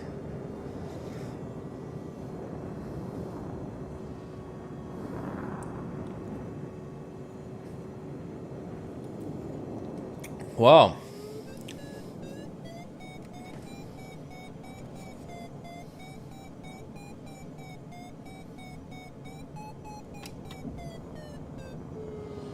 Okay, well that was the first sign of lift that I've had in a couple of minutes.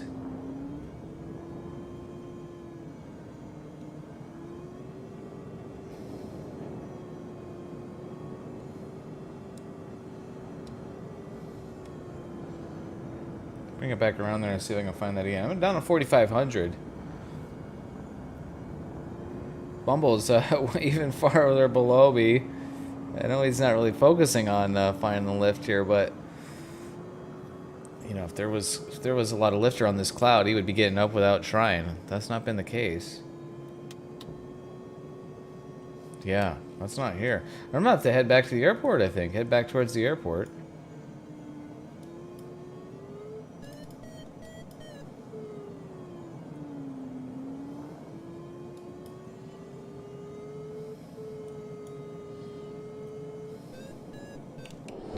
Blue hole in the moment at the moment for you. Yeah, I mean, I got clouds up here. They're not very good looking clouds. There's a better one looking back here maybe. But I gotta backtrack now. Head back towards the airport. I mean, I might have to go back to the airport anyways to land because you know, if I don't get up, and this is the best looking cloud I've got in the sky near me. So we'll head back this way and see if we can get up there. If not, well, then we'll go land. Definitely been able to connect with some good climbs here today. And I mean, the day shouldn't be shut off at all. I mean, we're still like, yeah, still 3:21 p.m. We should still have a good couple of hours left of lift, but we'll see. I'm gonna fly slow. Try to stay in the air.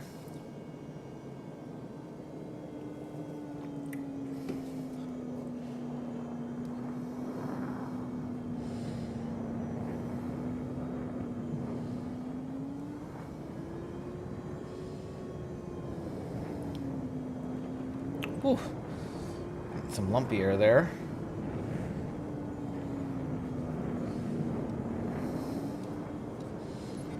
Lift sync, lift sync. It was a little turbulent over the mountains earlier, and that's generally an okay thing. That turbulence tends to mean that there's lift around.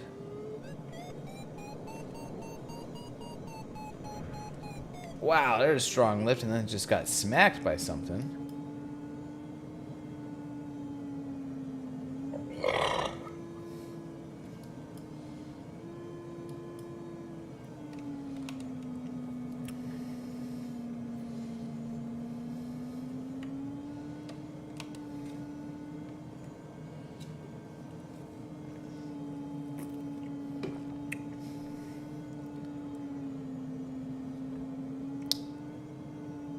Come on, coming up under this cloud here doesn't look nearly as good when I get closer to it. Kind of been dissipating. We may just fly in sync all the way to the airport there, and 4 miles from here.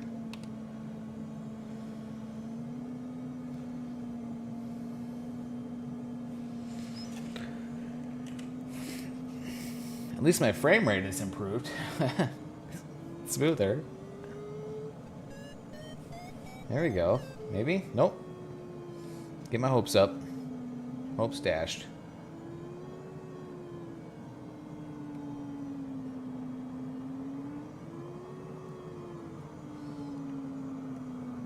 Almost under this cloud now. I got a bit of a tailwind here.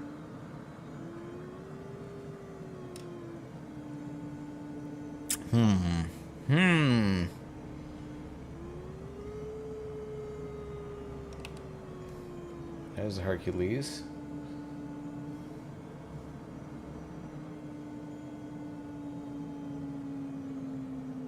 He's got the flaps down. He's trying to fly slow. That thing flies slow, doesn't it? It's a real floater.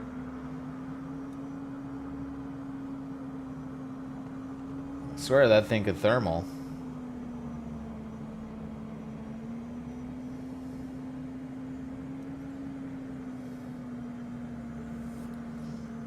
The thing is so big, your gamer tag doesn't even show.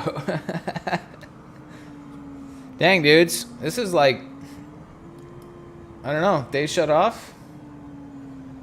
And sometimes that happens. That's soaring flying.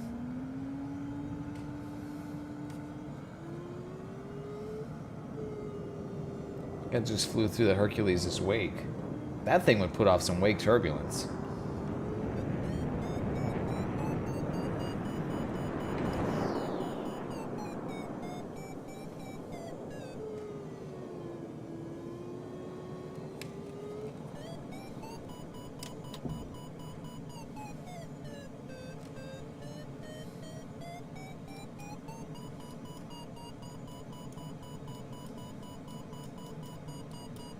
Okay, this thing having a touchscreen display is really stupid.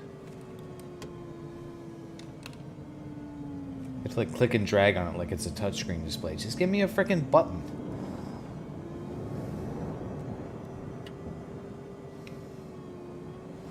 Do you think you'd be able to make it to an airport? Yeah, there's an airport right below me here, Code Red.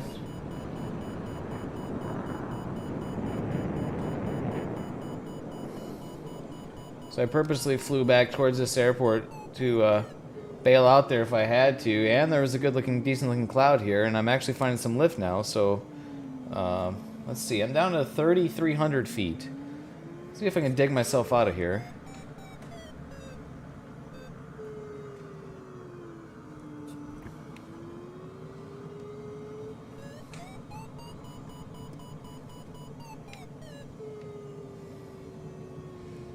Now that cloud that I left looks a lot better.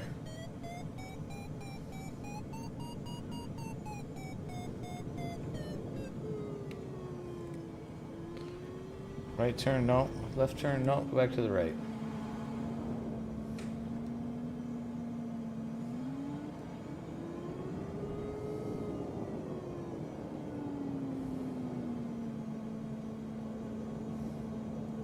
Yeah, the airport's right over there. Got the airport easy. Boy, now it's just getting drilled. Man. Lift sinks. Ink.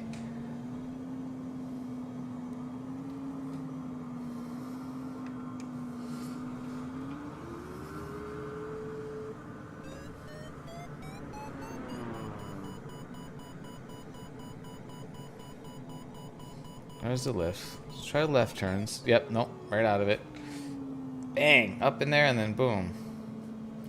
And surprisingly catching some thermals in this. That thing is big and floaty, and if it's not loaded down with with cargo, it's meant to carry a lot of cargo, right? So I 100% would expect that to be influenced by thermals.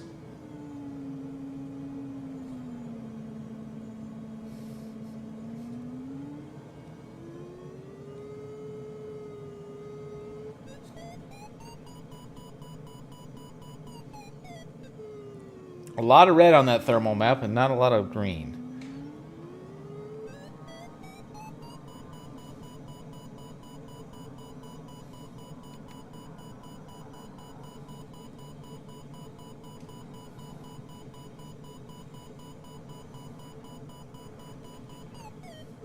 Oh man, I had it there and it took too long to turn.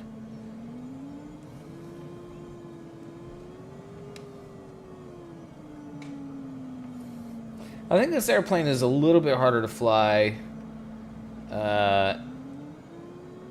than the Discus.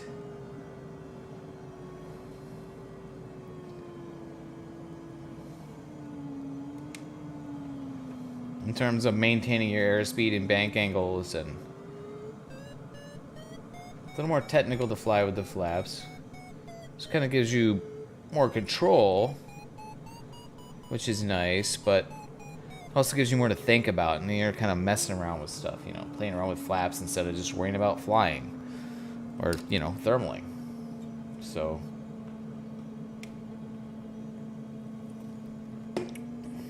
dang, dude, this is this is rough.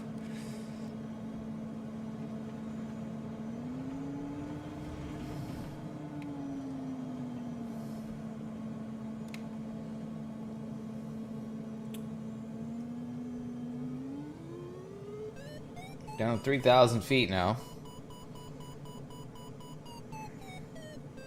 Strong thermal, but there's just not enough. It's not big enough to circle in. When I try to circle, I'm finding nothing but sink around it. That's ugly. So at 3,000 feet, I'm just gonna kind of start making my way towards the airport here, because I can't get up there. There's some clouds over there.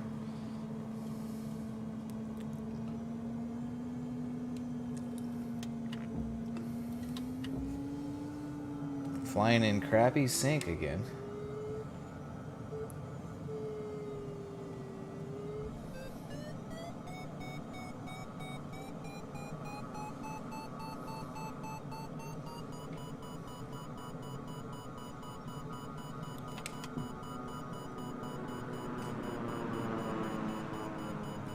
Thousand feet. There we go. That's better.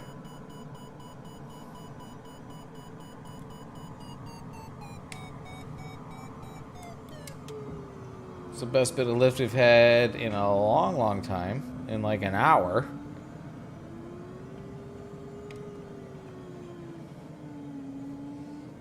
Come on, get back in it. Where is it? There we go.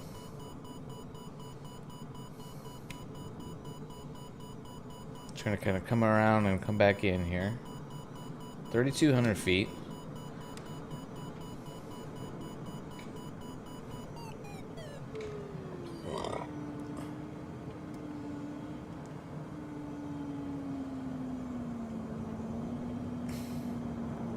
Man.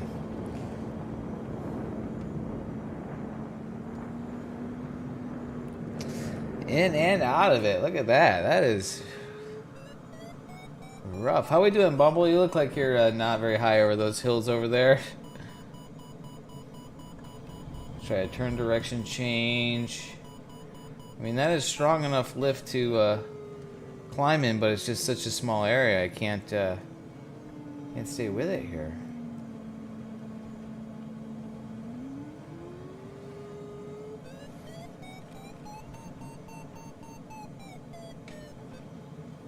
Sometimes that's how it is. You gotta just kind of scratch it out down low, and then you start to get a little bit higher, and the thermal will kind of condense, coalesce, and then some lift over the hill is not much, but still fun. Got it.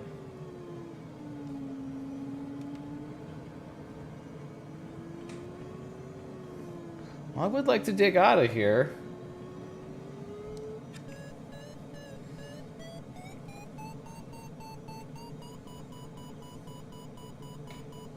I mean, when I see, you know, the lift get that strong, like there's energy, right? There's energy in the air to get up, but I think I'm struggling like our guys Leo and Code Red were struggling early on. Took them a long time to sort of get established.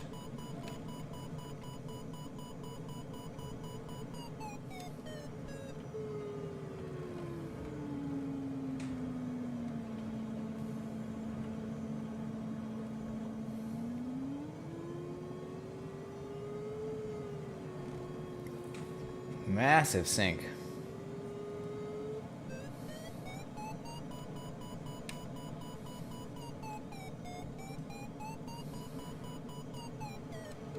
Yep. Thought about changing my turn direction there. I've climbed about 400 feet, so that's that's something. Not enough to get anywhere.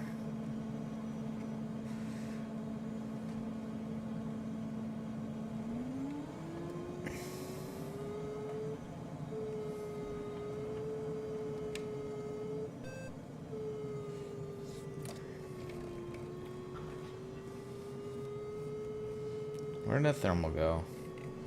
We were right about it being a difficult weather for this task, Bumble.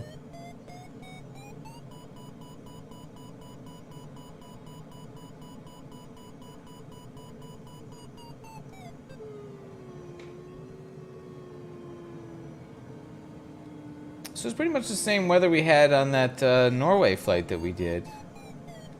I don't recall that being too difficult.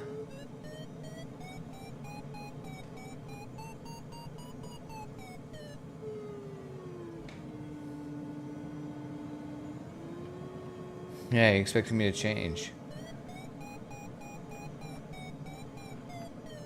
Yeah, this is basically the same preset as we had on the Norway flight, which worked fine. We had great flying, which was not too easy, but not exactly super difficult. So I'm surprised, yeah, that it's this difficult here.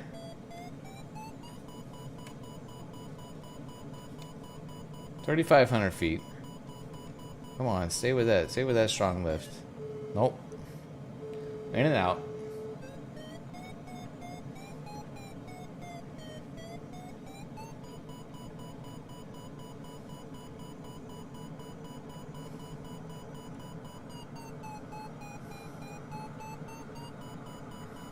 $3,600 feet.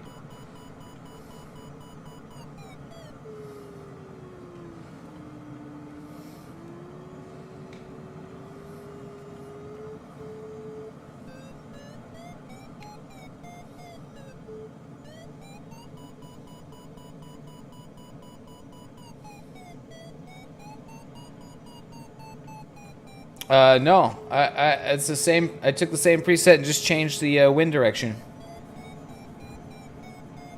And added a second wind layer.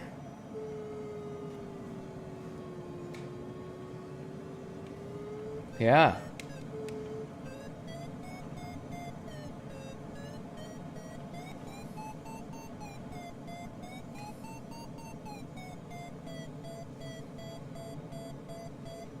Feels totally different.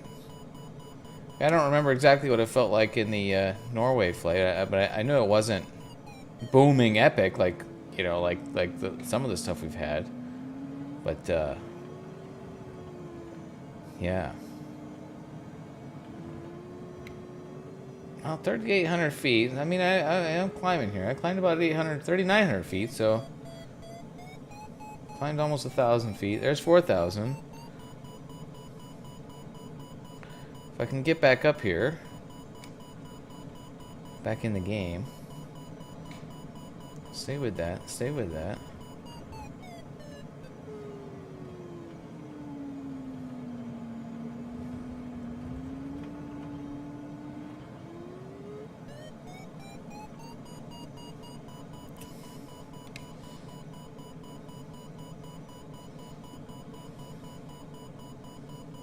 This might not be game over yet, guys. 4,200 feet.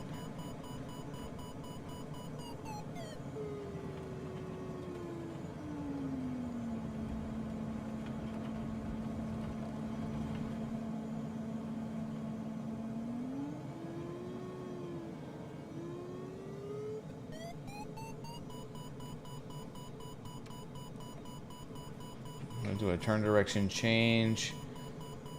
See if I can link back up with it. Nope. That was maybe a bad idea.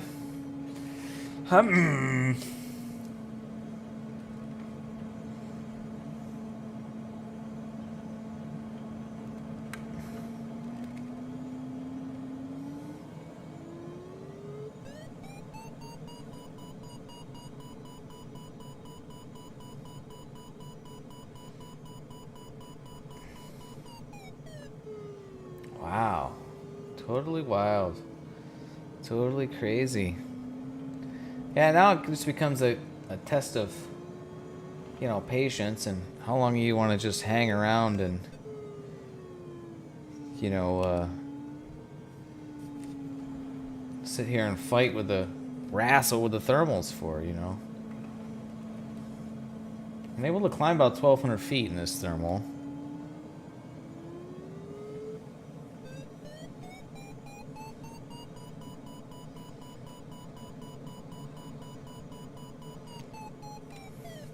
And even if I had the patience to, you know, sit here and work stuff like this all day, I'm not going to have time to finish the task before the sun goes down.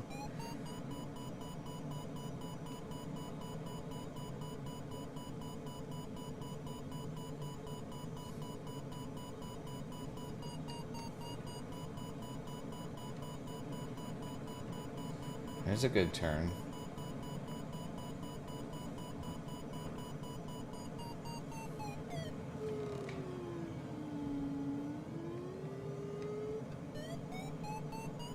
$4,300 feet.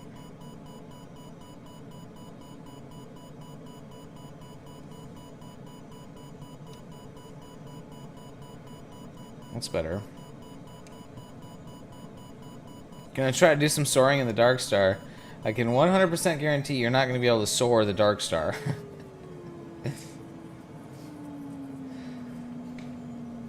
You can, you know, rocket that thing into outer space like a rocket, but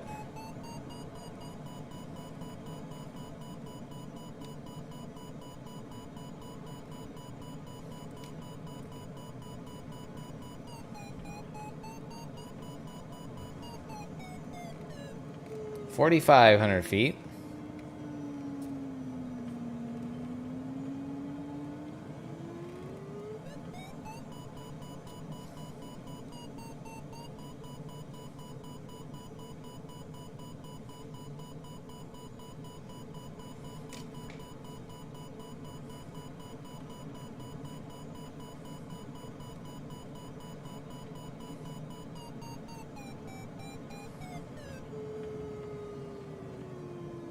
This is kind of similar to the climb that I had at the start, in the start circle. Kind of in and out of the lift, and then as I got higher, it got a little bit better, a little bit better.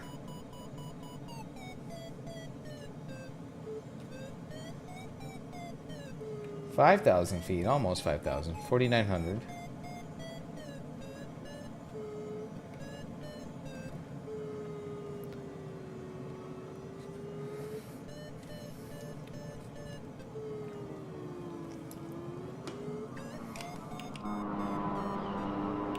Let's got by Scott out here buzzing me in the airplane again. That twin engine thing, whatever the hell that's called.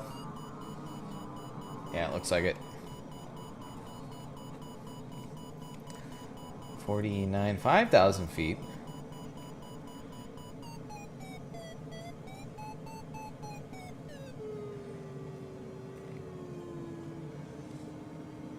Well, the French countryside is quite beautiful.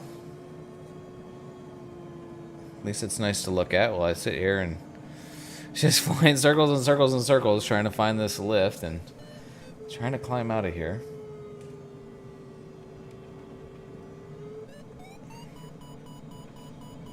Change my turn direction again.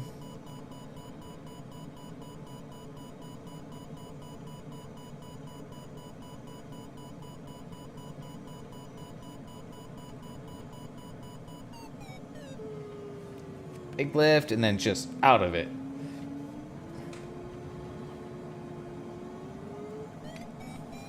And so I think it's, I mean, this is frustrating, obviously, and you know, you want to be able to fly the task or whatever, but it's interesting to me just how, like, this is real life soaring, right? This is how it is. Some days it's, you know, you're doing great, and then you're just banging your head against the wall trying to climb in a thermal, and that's totally how it can be some days. It's a mixed bag of what you get. You never know what the weather's going to throw at you.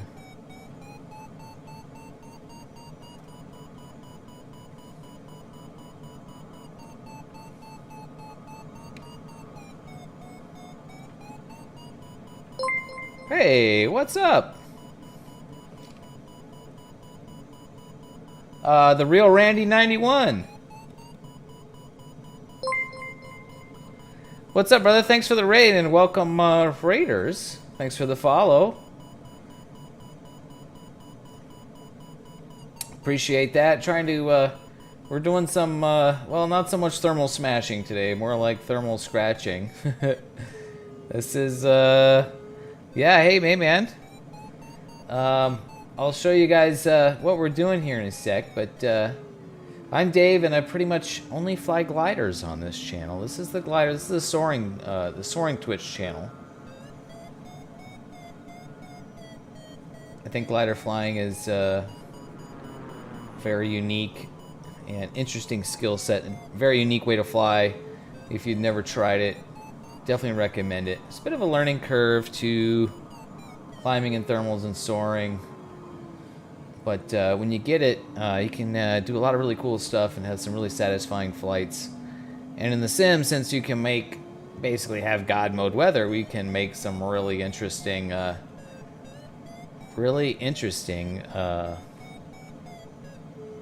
interesting flights.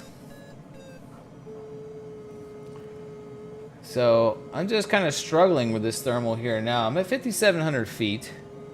Been to as high as about 12,000 today. And then conditions got really light, got really weak. And we're trying to fly like 350 miles in the Pyrenees, coast to coast, and zigzag across. So we've got to get up and over the mountains. It is quite tricky. I'll have to try gliding one day. I rock the airliners. Well, right on. Yeah, it's, you know, flying a glider, you know, no power is kind of the antithesis of an airliner. And of course, I understand the irony of using the airliner yoke for flying the glider. I'm gonna change my turn direction here, see if I can get back in, get around it here. Yeah, it's a real sort of, you know, sort of one with nature kind of thing with soaring. You know, we're looking at the weather, we're flying the, you know, we're looking for the updrafts, and we're flying. You know, got instruments here, and in the sim you definitely need them, but in real life you don't even really need the instruments. You can just fly totally by feel when you get good at it. And so, you know, it's kind of all about the feeling of flying, and, you know, feeling what the air is doing, observing what the weather's doing, watching the dark stars fly underneath you. I can't believe that thing can fly that slow, Red Bull. So, yeah, if you're interested, Randy, in glider flying, well, you're following, so you're in the right spot. But also, you can check out our Discord, !Discord. We'll link you there. There's also a link down below. We post all the flight assets, the weather presets, and the flight plans. You can download and fly with us. And there's I've got some tutorial videos on things and how we set things up for good soaring flying, how to set up epic soaring conditions, and all that stuff. So you can join us there. And today we have frustrating soaring conditions. But I did dig myself back out to 6,000 feet there. I was down to 3,000.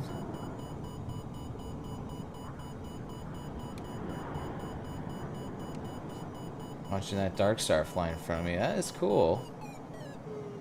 I'm shocked at how slow that thing can fly in front of me. That's neat. That's neat. And I normally have some background music going too. I mean, who doesn't on Twitch? But I kind of have to shut the music off when thermaling because I need to hear the vario. I need to hear the sound of the beeps. Especially when the lift is tricky, you know, weak and broken up like this. And the music is quite distracting from that, so it's a little dull probably to watch. And it's just kind of flying back and forth here, but I'm trying to climb out here. Now it's at 6,000, now I lost it, so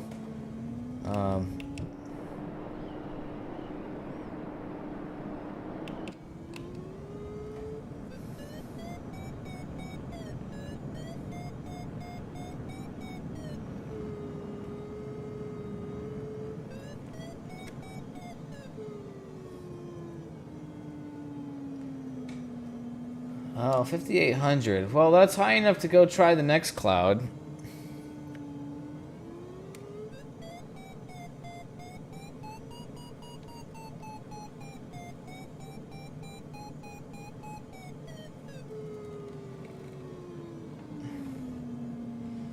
Well, that's not really great. So I'll show you guys the task, what we're trying to do. And I kind of probably sound down about that because it's not looking very likely. 342 miles in the Pyrenees here.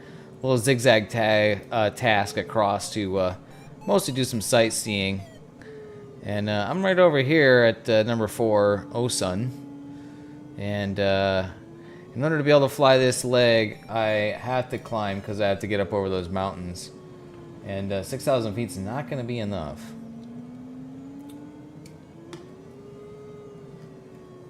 So the question is, you know, how much longer do I feel like scratching around? How much more patience do I have? Or am I going to throw in the towel?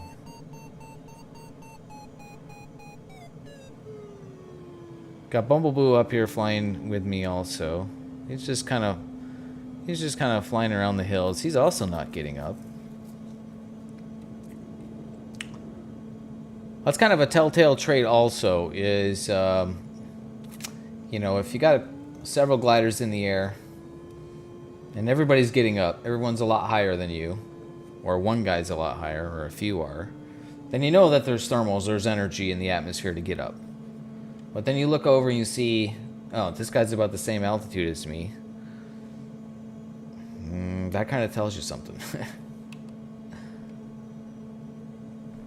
And I'm going to head up under these clouds here. I'm right about the cloud base. But I've got to go off in that direction. And so I'm going to have to be pretty freaking high to get up over those peaks.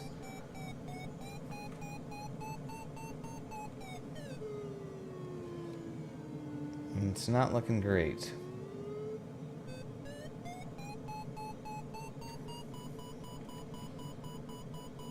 And I also will say, you know, the decision to give it up and throw in the towel is, you know, is made a little bit easier when it's like dinner time and you're hungry. So it's like,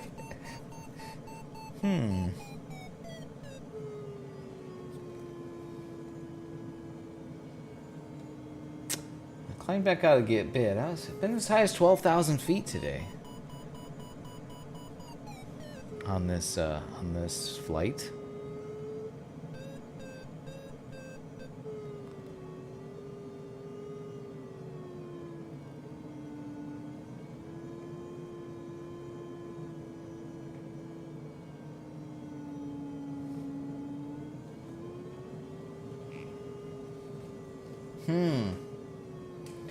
Yeah, I don't know, guys.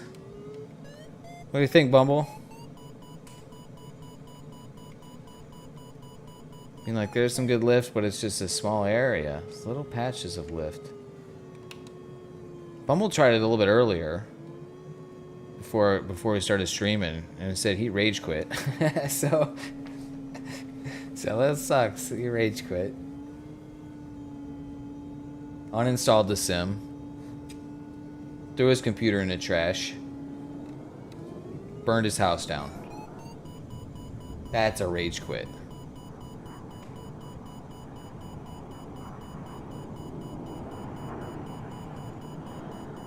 I'm gonna flying a jet around me. He'd have no problems in the jet getting up over these mountains today. He's got his own energy on board.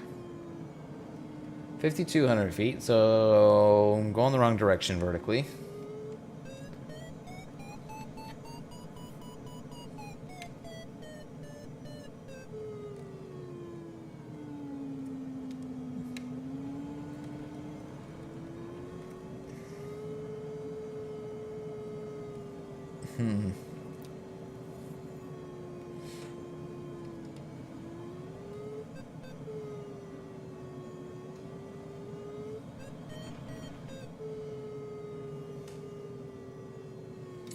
Yeah, it's not looking good.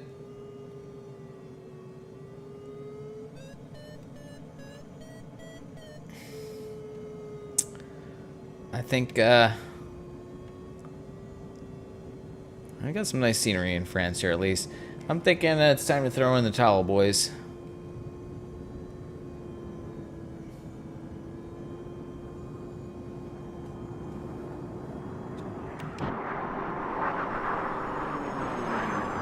Yes, airplanes flying by.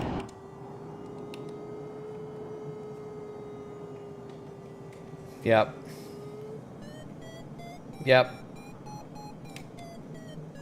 Hate to just give up on it, you know, but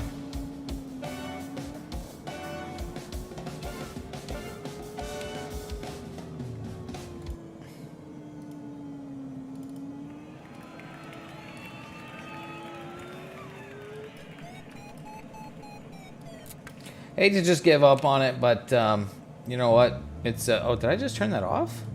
Oh, I didn't realize it turns off when you go to 0. That's interesting. All right, well, screw it. Hate to just give up on it, but it's also, we're just having fun in the simulator, you know. There's an airport here, and I'm gonna just go in here, do some aerobatics, and land, and call it a day. Let's get rid of the ballast. And Bumble was right.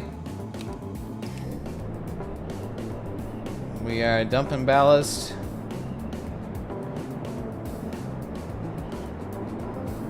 That DG is an interesting airplane. I think I like it. I think I'll fly it more.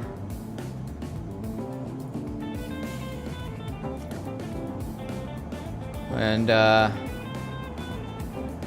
go land and you know, call this one a day and have some dinner and go do some murdering in Apex Legends. Oh, the Dark Star is gonna go crash.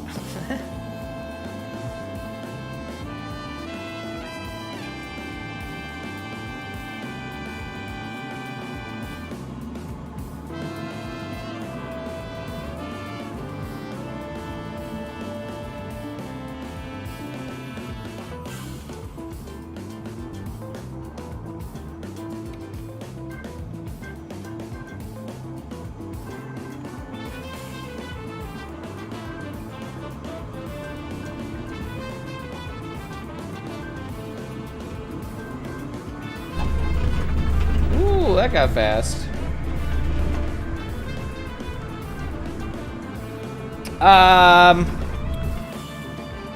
So Code Red, I'm almost always fusy. Oh, got some interesting airport coming and going here. That is interesting. So I'm always fusy. I mean, unless somebody takes him. I like the ability to carry more grenades, launch a lot of grenades, and shoot his knuckle clusters. Get a lot of extra kills from that. And Scott by Scott, he's the medic. I think every squad needs a medic in that game. because you can get your teammates up without the medic, you know, can get the teammates up without, you know, without having to, yeah, they have the drone to get them up, so they can still be murdering while the person is down, right? And this is a interesting texture come and go here at the airport. That's unique.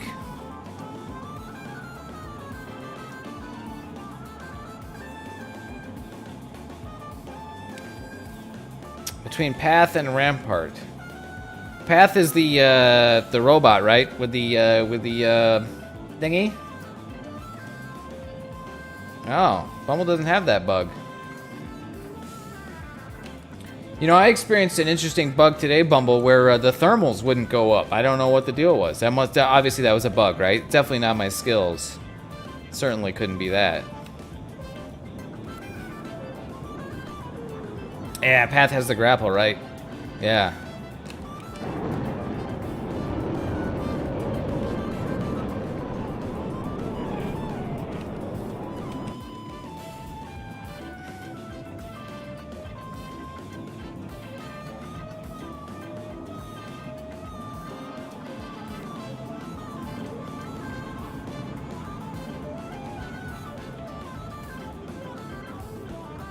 Let's get upside down for a loop here.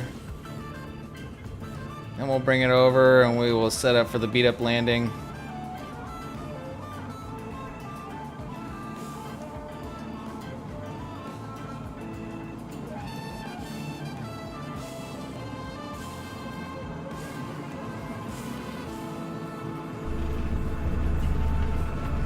Overspeed a little bit.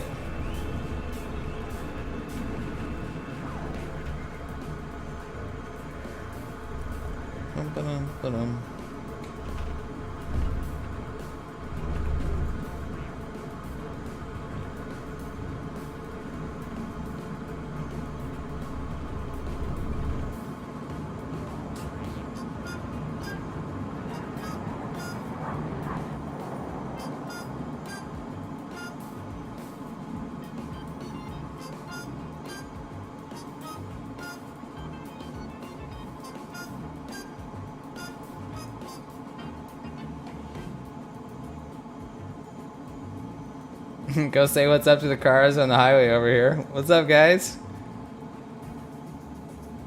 Oh, now that texture bug's showing up. All right. Well, it's a buggy day. I had some weird frame rate issues. I was dropping frames like crazy, so it was like choppy. And put the landing gear down. Don't forget that. Ballast is gone. We'll put the spoilers to half. Whoa, way overshot the runway. I always do that. The spoilers all the way up because I'm pretty far out right now.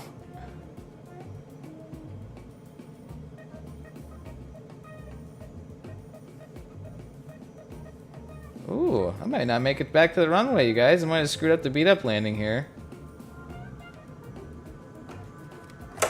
Gear up. I'm gonna get the minimum. Get a little bit extra glide. Oh no, we're good. Look at this. Haha, find out if you can land it. Well, you'll find out, won't you?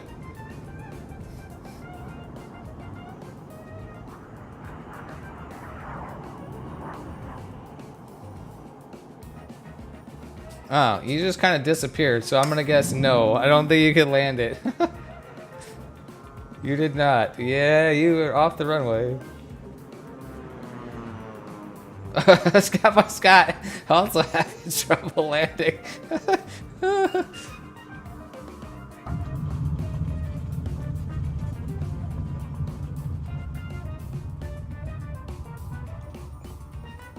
This thing, Bumble, this thing really slows down.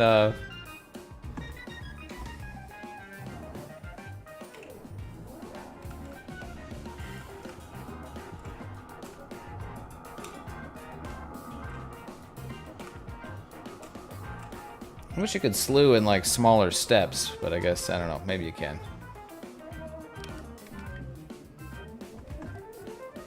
Drop the wing down, pop the canopy. Turn the computer off. 3 hours, 39 minutes of flight. We did not, whoa, that was, no, canopy open. We did not make it. We are failures today. We are failures. But we'll regroup, tweak the weather, try again another day. Maybe we'll just take off from this airport and finish it up tomorrow. I don't know. Could be fun. My screenshots not working? Yeah, my screenshots aren't working. Everything's not working today. Alright. Try it again, Code Red. See what you got. Let's see if anybody's online we can throw a raid at. Oh, Planet Neutral. Yeah, we definitely got to raid Planet Neutral. We'll check out my guy Planet Neutral. Say what's up to him.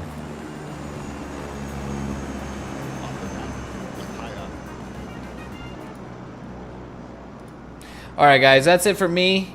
I'm gonna go get some dinner. Yeah, it's just like a terrible idea. And oh, Scott by Scott looks like he managed to bring it in on the runway there, so that's good. What's up, dude? Not that I'm afraid of. Very cool. My plan. But it's so early. Cool stuff. All right, guys, let's go raid Planet Neutral and say what's up to him. And I'm gonna have some dinner, and I'll see you guys next time. Maybe tomorrow we'll finish this up. If not, Wednesday for sure. All right, guys, thanks for hanging out with me. See you later. There. Icy crocodile.